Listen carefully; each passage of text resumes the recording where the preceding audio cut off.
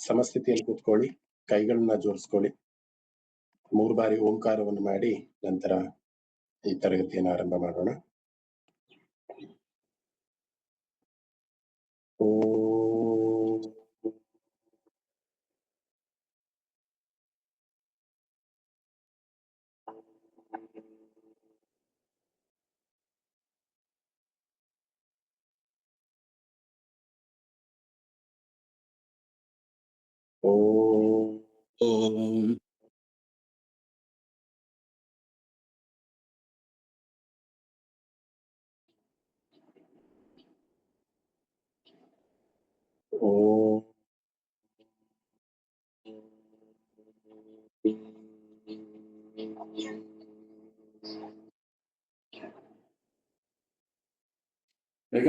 ಸದಾ ಬಾಲರೂಪಾಪಿ ವಿಘ್ನಾದ್ರಿಹಂತ್ರೀ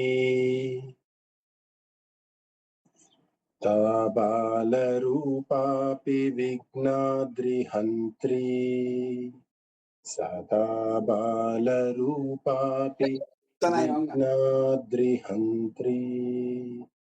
ಓಂ ಗಣೇಶಾಯ ನಮಃ. ಓಂ ಸರಸ್ವತ್ಯೈ ನಮಃ. ಎಲ್ಲರಿಗೂ ನಮಸ್ಕಾರ. ವಿಷ್ಣು ಸಹಸ್ರನಾಮದ ಅರ್ಥಚಿಂತನೆಯ ಒಂದು ತರಗತಿಗೆ ಎಲ್ಲರಿಗೂ ಕೂಡ ಸ್ವಾಗತ. ಒಂದಿಷ್ಟು ವಾರಗಳ ಮುಂಚೆ ಭಗವದ್ಗೀತೆಯ ಅರ್ಥಾನುಸಂಧಾನನು ಕೂಡ ಆಗ್ತಿತ್ತು. ಅಂದ್ರೆ ಒಂದು ಕ್ಲಾಸ್ ನಲ್ಲಿ ಒಂದು ಅಧ್ಯಾಯವನ್ನು ತೆಗೆದುಕೊಂಡು ಒಂದಿಷ್ಟು ಅಧ್ಯಾಯದ ಒಂದಿಷ್ಟು ವಿವರವನ್ನ ಕೊಡುವಂತಹ ಒಂದು ಕಾರ್ಯ ಕೂಡ ಆಗ್ತಿತ್ತು. ನಾವು 5 ಅಧ್ಯಾಯಗಳನ್ನ ಭಗವದ್ಗೀತೆ ಅಧ್ಯಾಯವನ್ನ ಮುಗಿಸಿದ್ವಿ. ಅಂದ್ರೆ ಇಡೀ ಅಧ್ಯಾಯದ ಸಾರಾಂಶವನ್ನ ಜಿಸ್ಟ್ ಅನ್ನ ಒಂದು ಕ್ಲಾಸ್ ನಲ್ಲಿ ಕೊಡುವಂತಹ ಒಂದು ಪ್ರಯತ್ನವನ್ನ ನಾವು ಮಾಡ್ತಾ ಇದ್ವಿ. 6ನೇ ಅಧ್ಯಾಯವನ್ನ ಮಾಡ್ಬೇಕಿತ್ತು. ಒಂದ್ 2-3 ವಾರಗಳಿಂದ ಅದ್ಯಾಕೋ ದೇವರು ಆ ಸಂಕಲ್ಪವನ್ನ ನೆರವೇರಿಸ್ತಾ ಇರ್ಲಿಲ್ಲ. ಅದಕ್ಕೋಸ್ಕರ ಇವತ್ತು ಒಂದು ಅರ್ಧ ಗಂಟೆ 6ನೇ ಅಧ್ಯಾಯದ ಒಂದಿಷ್ಟು ವಿಚಾರಗಳನ್ನ, ಆತ್ಮ ಸಂಯಮ ಯೋಗ ಅನ್ನುವಂಥ 6ನೇ ಅಧ್ಯಾಯದ ಒಂದಿಷ್ಟು ವಿಚಾರಗಳನ್ನ ಕೃಷ್ಣ ಏನ್ ಹೇಳಿದ್ದಾನೆ ಅನ್ನೋದನ್ನ ನಾವು ಅರ್ಥ ಮಾಡ್ಕೊಂಡು ನಂತರ ವಿಷ್ಣು ಸಹಸ್ರನಾಮಕ್ಕೆ ನಾವು ಪಾದಾರ್ಪಣೆಯನ್ನು ಮಾಡೋಣ. ಎಲ್ಲರಿಗೂ ನನ್ನ ಧ್ವನಿ ಸ್ಪಷ್ಟವಾಗಿ ಕೇಳಿಸ್ತಾ ಇದೆ ಅಲ್ವಾ? ಒಂದಿಷ್ಟು ಹೊಸಬರು ಕೂಡ ನಮ್ಮ ತರಗತಿಗೆ ಜಾಯ್ನ್ ಆಗಿದ್ದಾರೆ. ಮುಖ್ಯವಾಗಿ ಬಹಳ ಹಿರಿಯರು, ಜಗದೀಶ್ ಅವರು ನಮ್ಮ ಜೊತೆ ಇವತ್ತಿದ್ದಾರೆ. ನಮ್ಮ ಗುರುಗಳಿಗೂ ಅವರು ಮಾತಾಪಿತೃರ ಒಂದು ಸಮಾನದಲ್ಲಿ ಅವರು ನಮ್ಗೆ ಲಾಸ್ಟ್ ವೀಕ್ ಅವ್ರ ಪರಿಚಯ ಆಯ್ತು. ಜಗದೀಶ್ ಮಹೋದಯ ನಮಸ್ತೆ. ಬಹಳ ಸಂತೋಷ ನೀವು ನಮ್ಮ ಕ್ಲಾಸ್ಗೆ ಬಂದಿರುವಂತದ್ದು. ಕೊನೆಗೆ ನಾನು ನಿಮ್ಮನ್ನ ಮಾತಾಡಿಸ್ತೀನಿ. ಗೀತಾಮೃತಮಲ್ಲಿ ಬಹಳಷ್ಟು ವರ್ಷಗಳ ಅಂದ್ರೆ 2-3 ವರ್ಷಗಳ ಕಾಲದಿಂದ ಅರ್ಥಚಿಂತನೆ, ಭಗವದ್ಗೀತೆ ಅಧ್ಯಯನ, ಮತ್ತೆ ದಕ್ಷಿಣಾಮೂರ್ತಿ ಶ್ಲೋಕದ ಅರ್ಥ ಚಿಂತನೆ, ಆದಿತ್ಯ ಹೃದಯ, ಈ ರೀತಿ ಯಾವ ಒಂದು ಅವಕಾಶಗಳು ನಮ್ಗೆ ಸಿಗ್ತಾ ಹೋಗುತ್ತೋ ಅದೆಲ್ಲವನ್ನು ಕಲಿಯುವಂತಹ ಒಂದು ನಿಟ್ಟಿನಲ್ಲಿ ಗೀತಾಮೃತಂ ಅನ್ನುವಂತಹ ತಂಡ ಸ್ಥಾಪನೆ ಆಗಿದೆ. ಹಾಗೆ ಸುಮಾರಷ್ಟು ಜನ ಈ ರೆಗ್ಯುಲರ್ ಆಗಿ ಈ ಕ್ಲಾಸ್ಗೆ ಬರುವಂತವ್ರು ತುಂಬಾ ಜನ ಇದ್ದಾರೆ. ಅದೇ ನಮಗೆ ಖುಷಿ. ಪ್ರತಿ ಶನಿವಾರ ಬಂದು ಇಲ್ಲಿ ಕೂತು 1.5 ಗಂಟೆ ಕಾಲ ಇಲ್ಲಿ ಕೂತು ಒಂದು ಅರ್ಥ ಚಿಂತನೆ, ಒಂದು ಸತ್ಸಂಗವನ್ನ ಮಾಡ್ಬೇಕು ಅಂತ ನಮ್ಗೇನಾದ್ರು ಬಯಕೆ ಆಗತ್ತೆ, ಆಸೆ ಆಗತ್ತೆ ಅಂದ್ರೆ ಅದೆಲ್ಲವೂ ಕೂಡ ಕ್ರೆಡಿಟ್ ಹೋಗೋದು ನಿಮ್ಮಂತಹ ಸಹೃದಯ ಇರುವಂತಹ ಸತ್ಸಂಗದ ಒಂದು ವಿದ್ಯಾರ್ಥಿಗಳಿಗೆ ಮಾತ್ರ. ಹಾಗಾಗಿ ವಿಳಂಬ ಮಾಡ್ದಲೆ ನಾವು ಭಗವದ್ಗೀತೆಯ 6ನೇ ಅಧ್ಯಾಯದ ಅರ್ಥ ಚಿಂತನೆಯನ್ನ ನಾವು ಮಾಡೋಣ. ನಾನು ಶ್ಲೋಕಗಳ ಮುಖಾಂತರ ಹೋಗೋದಿಲ್ಲ, ಯಾಕೆಂದ್ರೆ ನಾನು ಆಗ್ಲೇ ಹೇಳಿದಾಗೆ ಭಗವದ್ಗೀತೆ ಅನ್ನೋದನ್ನ ನಾವು ಕಾನ್ಸೆಪ್ಟ್ ಮುಖಾಂತರ ಅದನ್ನ ಅರ್ಥ ಮಾಡ್ಕೊಂಡಾಗ ಮಾತ್ರ ನಮ್ಗೆ ಇನ್ನೂ ಅದು ತುಂಬಾ ಚೆನ್ನಾಗಿ ಅರ್ಥ ಆಗುತ್ತೆ. ನಾವು ಗೀತೆಯನ್ನ ಯಾಕೆ ಕಲಿಬೇಕು, ಗೀತೆಯಿಂದ ನಮಗೆ ಏನು ಪ್ರಯೋಜನ ಇದೆ, ಅಥವಾ ಒಂದು ಅಧ್ಯಾಯ ನಮ್ಗೆ ಏನು ಕೊಡುತ್ತೆ ಅನ್ನೋದನ್ನ ಶ್ಲೋಕದ ಮುಖಾಂತರ ಕಲಿಯೋದು ಖಂಡಿತ ಅದು ಉಚಿತವಾದದ್ದೇ. ಆದ್ರೆ ಆ ಇಡೀ ಅಧ್ಯಾಯದಲ್ಲಿ ನಮಗೆ ಟೇಕ್ ಅವೇ ಅನ್ನೋದು ಏನಿದೆ, ಅಥವಾ ನಮ್ಗೆ ಏನು ಸಿಗುತ್ತೆ ಅನ್ನೋದನ್ನ ನಾನು ಜಾಸ್ತಿ ಅದ್ರ ಬಗ್ಗೆ ನಾನು ಒತ್ತನ್ನು ಕೊಡ್ಬೇಕು ಅನ್ನೋದು ನನ್ನ ಒಂದು ಭಗವದ್ಗೀತೆ ಕಲಿಕೆಯ ಒಂದು ಅಪ್ರೋಚ್ ಅಂತ ನಾನು ಭಾವಿಸ್ತೇನೆ. ಸೊ 5ನೇ ಅಧ್ಯಾಯದ ಕೊನೆಯಲ್ಲಿ ಕೃಷ್ಣ ಪರಮಾತ್ಮ ಈ ಯಜ್ಞಗಳ ಬಗ್ಗೆ ಮಾತಾಡ್ತಾ ಕೊನೆಯಲ್ಲಿ ಕೊನೆಯ ಒಂದು 2 ಶ್ಲೋಕದಲ್ಲಿ ಕೃಷ್ಣ ಬಹಳ ವಿಸ್ತಾರವಾಗಿ 6ನೇ ಅಧ್ಯಾಯದ ಒಂದು ಪೀಠಿಕೆಯನ್ನು ಕೂಡ ಕೊಟ್ಬಿಡ್ತಾನೆ. ಯಾವ ರೀತಿ ಇರ್ಬೇಕಂದ್ರೆ, ಹೊರಗಡೆಯ ವಿಷಯದ ಭೋಗಗಳನ್ನೆಲ್ಲವನ್ನೂ ಕೂಡ ಹೊರಗಡೆನೆ ತ್ಯಜಿಸಿ ನಮ್ಮ ದೃಷ್ಟಿಯನ್ನ ಭ್ರೂ ಮಧ್ಯದಲ್ಲಿ ಸ್ಥಿರವಾಗಿ ಇರಿಸಿ ಮೂಗಿನ ಹೊಳ್ಳೆಗಳಿಂದ ಆ ಪ್ರಾಣವಾಯುವನ್ನ, ಆನಾಪಾನ ಅನ್ನುವಂತಹ ಪ್ರಾಣವಾಯುವನ್ನ ಸಮತೋಲನವಾಗಿ ಯಾರು ಗಮನಿಸುತ್ತಾ ಒಂದು ಸಮನಾದ ಸ್ಥಿತಿಯಲ್ಲಿ ಕೂತು ಯಾರು ಧ್ಯಾನವನ್ನು ಮಾಡ್ತಾರೋ ಅಂಥವರಿಗೆ ಯಾವುದೇ ರೀತಿಯ ಈ ಭಯ, ಕ್ರೋಧ ಎಲ್ಲವನ್ನೂ ಕೂಡ ಮುಕ್ತನಾಗಿ ಮಾಡ್ತೀನಿ ಅನ್ನುವಂತಹ ಒಂದು ಪೀಠಿಕೆಯನ್ನ 5ನೇ ಅಧ್ಯಾಯದ ಕೊನೆಯಲ್ಲಿ ಕೃಷ್ಣ ಕೊಡ್ತಾ ಹೋಗ್ತಾನೆ. ಯತೇಂದ್ರಿಯ ಮನೋಬುದ್ಧಿರ್ ಮುನಿರ್ಮೋಕ್ಷಪರಾಯಣ ವಿಗತೇಚ್ಛ ಭಯಕ್ರೋಧೋ ಯಸ್ಸದಾ ಮುಕ್ತ ಏವ ಸಹ ಅನ್ನುವಂತಹ ಒಂದು ಶ್ಲೋಕದಲ್ಲಿ ಕೃಷ್ಣ ಹೇಳುವಂತಹ ಮಾತು 6ನೇ ಅಧ್ಯಾಯಕ್ಕೆ ಪೀಠಿಕೆಯನ್ನ ಕೊಟ್ಟು ಈ ಒಂದು ಅಧ್ಯಾಯನ ಅಂದ್ರೆ 5ನೇ ಅಧ್ಯಾಯನ ಮುಗಿಸ್ತಾನೆ. ಸೊ ನಾನು ಇವಾಗ ಇಲ್ಲಿ 6ನೇ ಅಧ್ಯಾಯದಲ್ಲಿ ನಾವು ಏನು ಕಲಿತಾ ಹೋಗ್ತೀವಿ ಅಥವಾ 6ನೇ ಅಧ್ಯಾಯದಿಂದ ನಮಗೆ ಕಲಿಯುವಂತಹ ವಿಚಾರಗಳು ಯಾವ್ಯಾವಿದೆ ಅನ್ನೋದನ್ನು ನಾವು ನೋಡ್ತಾ ಹೋದಾಗ, ಆತ್ಮ ಸಂಯಮ ಯೋಗ ಅಂದ್ರೆ ನಮ್ಮ ಆತ್ಮವನ್ನ ನಾವು ಯಾವ ರೀತಿ ಸಂಯಮದಲ್ಲಿ ಅಂದ್ರೆ ಅಥೋರಿಟಿಯಲ್ಲಿ ಅಥವಾ ನಿಯಂತ್ರಣದಲ್ಲಿ ಇಟ್ಕೊಳ್ಳೋದಕ್ಕೆ ಸಾಧ್ಯ ಆಗುತ್ತೆ, ಹೇಗೆ ನಮ್ಮ ಆತ್ಮನ ನಾವು ಕಂಟ್ರೋಲ್ಡ್ ಆಗಿ ಇಟ್ಕೊಳ್ಳೋಕೆ ಸಾಧ್ಯ ಆಗುತ್ತೆ ಅನ್ನೋದನ್ನ ನಾವು ಈ ಅಧ್ಯಾಯದಲ್ಲಿ ತಿಳ್ಕೊಂತ ಹೋಗ್ತೀವಿ. ಸಾಮಾನ್ಯವಾಗಿ ಒಬ್ಬ ಮನುಷ್ಯನ ವ್ಯಕ್ತಿತ್ವವನ್ನ ನಾವ್ ಯಾವ ರೀತಿ ಗುರುತಿಸ್ತೀವಿ ಅನ್ನೋದು ಬಹಳ ಇಂಪಾರ್ಟೆಂಟ್ ಆಗುತ್ತೆ. ಒಂದು 100 ಜನ ಸೇರಿದ ಒಂದು ಸಭೆಯಲ್ಲಿ ಅಥವಾ ಇದೊಂದು ಕ್ಲಾಸ್ ಅಂತ ಭಾವಿಸ್ತೇವೆ ನಾವು, ಇಲ್ಲೊಂದು 50 ಜನ ಅಥವಾ ಒಂದು 70 ಜನ ಸೇರ್ತಾರೆ. ಈ 70 ಜನ ಸೇರಿದಾಗ ನಾನು ಇರುವಂತಹ ಸ್ವಭಾವ ಅಥವಾ 70 ಜನ ನನ್ನ ನೋಡ್ತಾ ಇದ್ದಾರೆ, 70 ಜನ ನನ್ನ ಕೇಳ್ತಾ ಇದ್ದಾರೆ ಅನ್ನುವಂತಹ ಒಂದು ಮನಸ್ಥಿತಿನಲ್ಲೇ ನಾನು ಬಹಳ ಪ್ರಜ್ಞಾವಂತನಾಗಿ ಈ ಒಂದು ಕ್ಲಾಸ್ ಅಲ್ಲಿ ಕೂತ್ಕೊಂಡು ಪಾಠ ಮಾಡ್ತೀನಿ.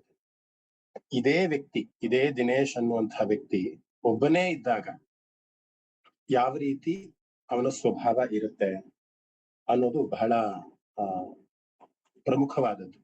ಅದು ಹಾಗೆ ಎಲ್ಲ ಪ್ರತಿಯೊಬ್ಬರಿಗೂ ಕೂಡ ಅದು ಅನ್ವಯ ಆಗುತ್ತೆ. ಹೇಗೆ ಅನ್ವಯ ಆಗುತ್ತೆ ಅಂದ್ರೆ, ನಾವು ಏಕಾಂತದಲ್ಲಿದ್ದಾಗ ಅದು ಒಬ್ಬರೇ ಇದ್ದಾಗ ನಮ್ಮ ಮನಸ್ಥಿತಿ ಯಾವ ರೀತಿ ಆಕ್ಟ್ ಮಾಡುತ್ತೆ ಅಥವಾ ನಮ್ಮ ಇಂದ್ರಿಯಗಳು ಯಾವ ರೀತಿ ಆ ಕಮಾಂಡ್ ಅನ್ನ ಕೊಡ್ತಾ ಹೋಗುತ್ತೆ ಮನಸ್ಸಿಗೆ ಅನ್ನೋದ್ರ ಮೇಲೆ ಒಬ್ಬ ಮನುಷ್ಯನ ವ್ಯಕ್ತಿತ್ವ ನಿರ್ಧಾರ ಆಗುತ್ತೆ ಅನ್ನೋದು.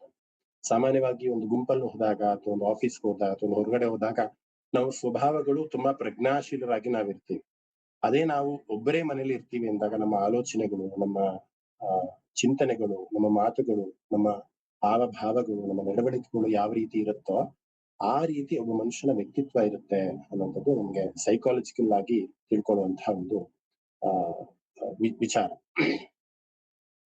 ಈಗ ನಿಮ್ಗೆ ಒಂದು ಐಡಿಯಾ ಬಂದಿರ್ಬೋದು, ಓಕೆ ನಾನು ಒಬ್ಬನೇ ಇದ್ದಾಗ ನನ್ನ ಮನಸ್ಸು ಸ್ಥಿಮಿತದಲ್ಲಿರೋಲ್ಲ ಅಥವಾ ನಾನು ಬೇರೆ ಏನೋ ಪ್ರಜ್ಞಾವಂತನಾಗಿರೋದಿಲ್ಲ, ನಾನು ಪ್ರಜ್ಞಾವಂತನಾಗಿರ್ಬೇಕು ಅಥವಾ ನನ್ನನ್ನು ನಾನು ಅಬ್ಸರ್ವ್ ಮಾಡ್ತಾ ಇದ್ದೀನಿ ಅನ್ನೋ ರೀತಿನಲ್ಲಿ ಇರ್ಬೇಕು ಅಂದ್ರೆ ನಾನು ಯಾವ ರೀತಿ ಇರ್ಬೇಕು ಅಂತ ಏನಾದ್ರು ನಿಮ್ಗೆ ಆಲೋಚನೆ ಬಂದಿದ್ದೆ ಆದಲ್ಲಿ ಕೃಷ್ಣ 6ನೇ ಅಧ್ಯಾಯದಲ್ಲಿ ಅದಕ್ಕೆಲ್ಲಾ ಉತ್ತರವನ್ನ ಕೊಡ್ತಾನೆ.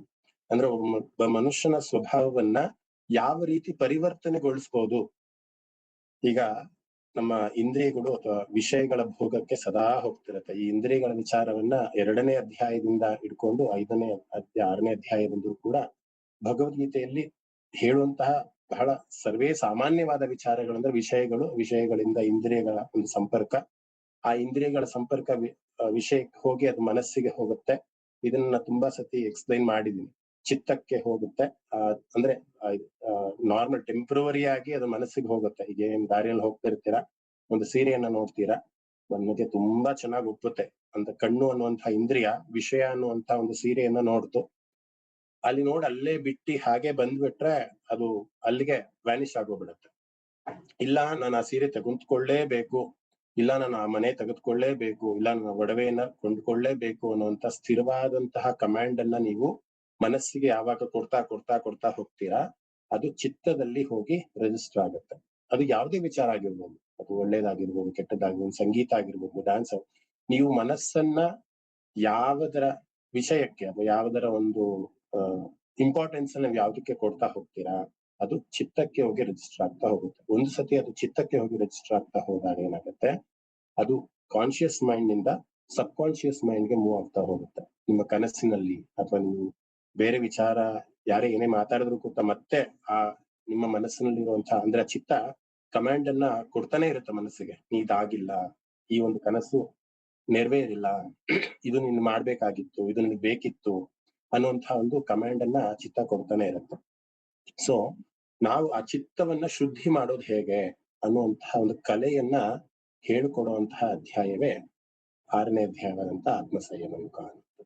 ಸೊ ಆ ಇಂದ್ರಿಯಗಳ ಹತೋಟಿಯನ್ನ ಹೇಗ್ ಮಾಡೋದು, ಆ ಚಿತ್ತವನ್ನ ಈಗ ಆಲ್ರೆಡಿ ಹೋದ ಜನ್ಮದಿಂದಲೂ ಕೂಡ ನಾನು ಆಗ್ಲೇ ಬಹಳಷ್ಟು ಸರಿ ಹಿಂದಿನ ಅಧ್ಯಾಯಗಳು 4ನೇ ಅಧ್ಯಾಯ ಮತ್ತು 5ನೇ ಅಧ್ಯಾಯದಲ್ಲಿ ಇದನ್ನ ಹೇಳಿದ್ದೀನಿ, ಯಾವ ರೀತಿ ಚಿತ್ತಕ್ಕೆ ಕಮಾಂಡ್ ಹೋಗುತ್ತೆ. ಲಲಿತಾ ಭಗಿನಿ ಎಲ್ಲ ಪ್ರಶ್ನೆ ಇದೆಯಾ? ಹ್ಯಾಂಡ್ ರೈಸ್ ಮಾಡಿದ್ರೆ ಓಕೆ, ಮಿಸ್ಟೇಕ್ ಆಗಿದೆ ಅನ್ಸುತ್ತೆ.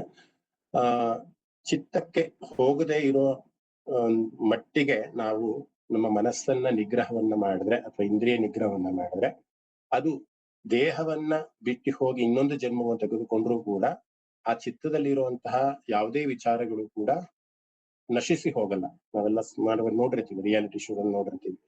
ಒಂದು 5 ವರ್ಷದ ಬಾಲಕ ತುಂಬಾ ಚೆನ್ನಾಗಿ ಶ್ರುತಿಬದ್ಧವಾಗಿ ಲಯಬದ್ಧವಾಗಿ ಹಾಡ್ತಾನೆ, ಅಥವಾ ಲಯಬದ್ಧವಾಗಿ ಡ್ಯಾನ್ಸ್ ಮಾಡ್ತಾನೆ, ಅಥವಾ ಲಯಬದ್ಧವಾಗಿ ಗಿಟಾರ್ನು ಅಥವಾ ಮೃದಂಗವನ್ನು ನುಡಿಸ್ತಾನೆ. ಅಂದ್ರೆ ಅವೆಲ್ಲವೂ ಕೂಡ ಚಿತ್ತದಲ್ಲಿ ಸಂಸ್ಕಾರವನ್ನ ಹೋದ ಜನ್ಮದಲ್ಲಿ ತೆಗೆದುಕೊಂಡು ಬಂದಿರುವಂತಹ ಸಂಸ್ಕಾರ ಈ ಜನ್ಮದಲ್ಲಿ ದೇಹದ ಒಂದು ದೇಹ ಚೇಂಜ್ ಆದ್ಮೇಲೆ ಮತ್ತೆ ಅದೇ ಸಂಸ್ಕಾರ ಅಥವಾ ಅದೇ ಚಿತ್ತ ಅವನಿಗೆ ಆ ಒಂದು ಸಂಸ್ಕಾರವನ್ನ ಕೊಡ್ತಾ ಹೋಗುತ್ತೆ. ಆದ್ರಿಂದ ಆ ಮಗು ಅಷ್ಟು ಚಿಕ್ಕ ವಯಸ್ಸಿನಲ್ಲೇ ಬರುತ್ತೆ ಅನ್ನೋದು ನಾವು ಸುಮಾರು ಸತಿ ಇದನ್ನ ಈ ಒಂದು ಉದಾಹರಣೆಯನ್ನು ನಾನು ಕೊಡ್ತಾ ಹೋಗಿದ್ದೇನೆ.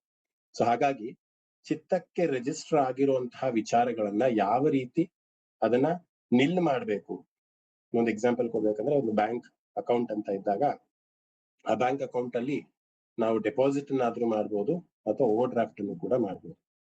ಈಗ ಆಲ್ರೆಡಿ ಹೋದ ಜನ್ಮದಲ್ಲಿ ಒಂದಿಷ್ಟು ಓವರ್ ಡ್ರಾಫ್ಟ್ ಆಗ್ಬಿಟ್ಟಿರುತ್ತೆ. ಆ ಓವರ್ ಡ್ರಾಫ್ಟ್ ಆಗಿರುವಂತದ್ದನ್ನ ನಾವು ಹೇಗೆ ನಮ್ಮ ಒಂದು ದುಡಿಮೆಯ ಒಂದು ದುಡ್ಡಿನಿಂದ ಒಂದಿಷ್ಟು ಡೆಪಾಸಿಟ್ ಅಂದ್ರೆ ಲೋನ್ ಅನ್ನ ಮತ್ತೆ ಓವರ್ ಡ್ರಾಫ್ಟ್ ಅನ್ನ ಕ್ಲಿಯರ್ ಮಾಡಿ ಅದನ್ನ ನಿಲ್ ಮಾಡುವಂತಹ ಒಂದು ಪ್ರಕ್ರಿಯೆಯಲ್ಲಿ ನಾವು ಈ ಜನ್ಮದಲ್ಲಿ ಕೆಲಸ ಮಾಡ್ಬೇಕಾಗುತ್ತೆ. ಸೊ ಅದು ಮಾಡೋದು ಹೇಗೆ ಅನ್ನೋದನ್ನ ಹೇಳ್ಕೊಡುವಂತಹ ಅಧ್ಯಾಯ 6ನೇ ಅಧ್ಯಾಯ ಆಗಿರುತ್ತೆ. ನಾನು ಅವಾಗ್ಲೇ ಹೇಳಿದ್ ನಾವೆಲ್ಲರೂ ಕೂಡ ಒಂದು ಟೆಸ್ಟ್ ಮಾಡ್ಬೇಕು ನಮ್ಮನ್ನ ನಾವು. ಇವತ್ತು ಕೂಡ ಪ್ರಾಬ್ಲಿ ಈ ಕ್ಲಾಸ್ ಆದ್ಮೇಲೆ ನೀವು ಕೂಡ ನಿಮ್ಮದೇ ಆದಂತಹ ಒಂದು ಟೆಸ್ಟ್ ಅನ್ನ ಮಾಡ್ಕೊಬಹುದು. ನೀವು ಈ ಕ್ಲಾಸ್ ಆದ ತಕ್ಷಣ ನೀವು ಹೊರಗಡೆ ಹೋಗ್ದಲ್ಲ ಅಥವಾ ಒಂದು ರೂಮಲ್ಲಿ ಕೂತ್ಕೊಂಡು ಕ್ಲಾಸ್ ಕೇಳ್ತಿದ್ದೀರಾ ಅಂತ ಅಂದ್ರೆ ಈ ಕ್ಲಾಸ್ ಆದ ತಕ್ಷಣ ಒಂದು 5 ನಿಮಿಷ ನೀವು ಕಣ್ಣನ್ನ ಮುಚ್ಕೊಂಡು ಏನು ಕೂಡ ವಿಚಲಿತಲಾಗ್ದಲೆ ಒಂದು 5 ನಿಮಿಷ ಸುಮ್ಮನೆ ನಿಮ್ಮ ಉಸಿರನ್ನ ಗಮನಿಸ್ತಾ ಹೋಗಿ. ನಿಮ್ಮಲ್ಲಿ ಎಷ್ಟು ತರದ ಥಾಟ್ಸ್ ಬರುತ್ತೆ.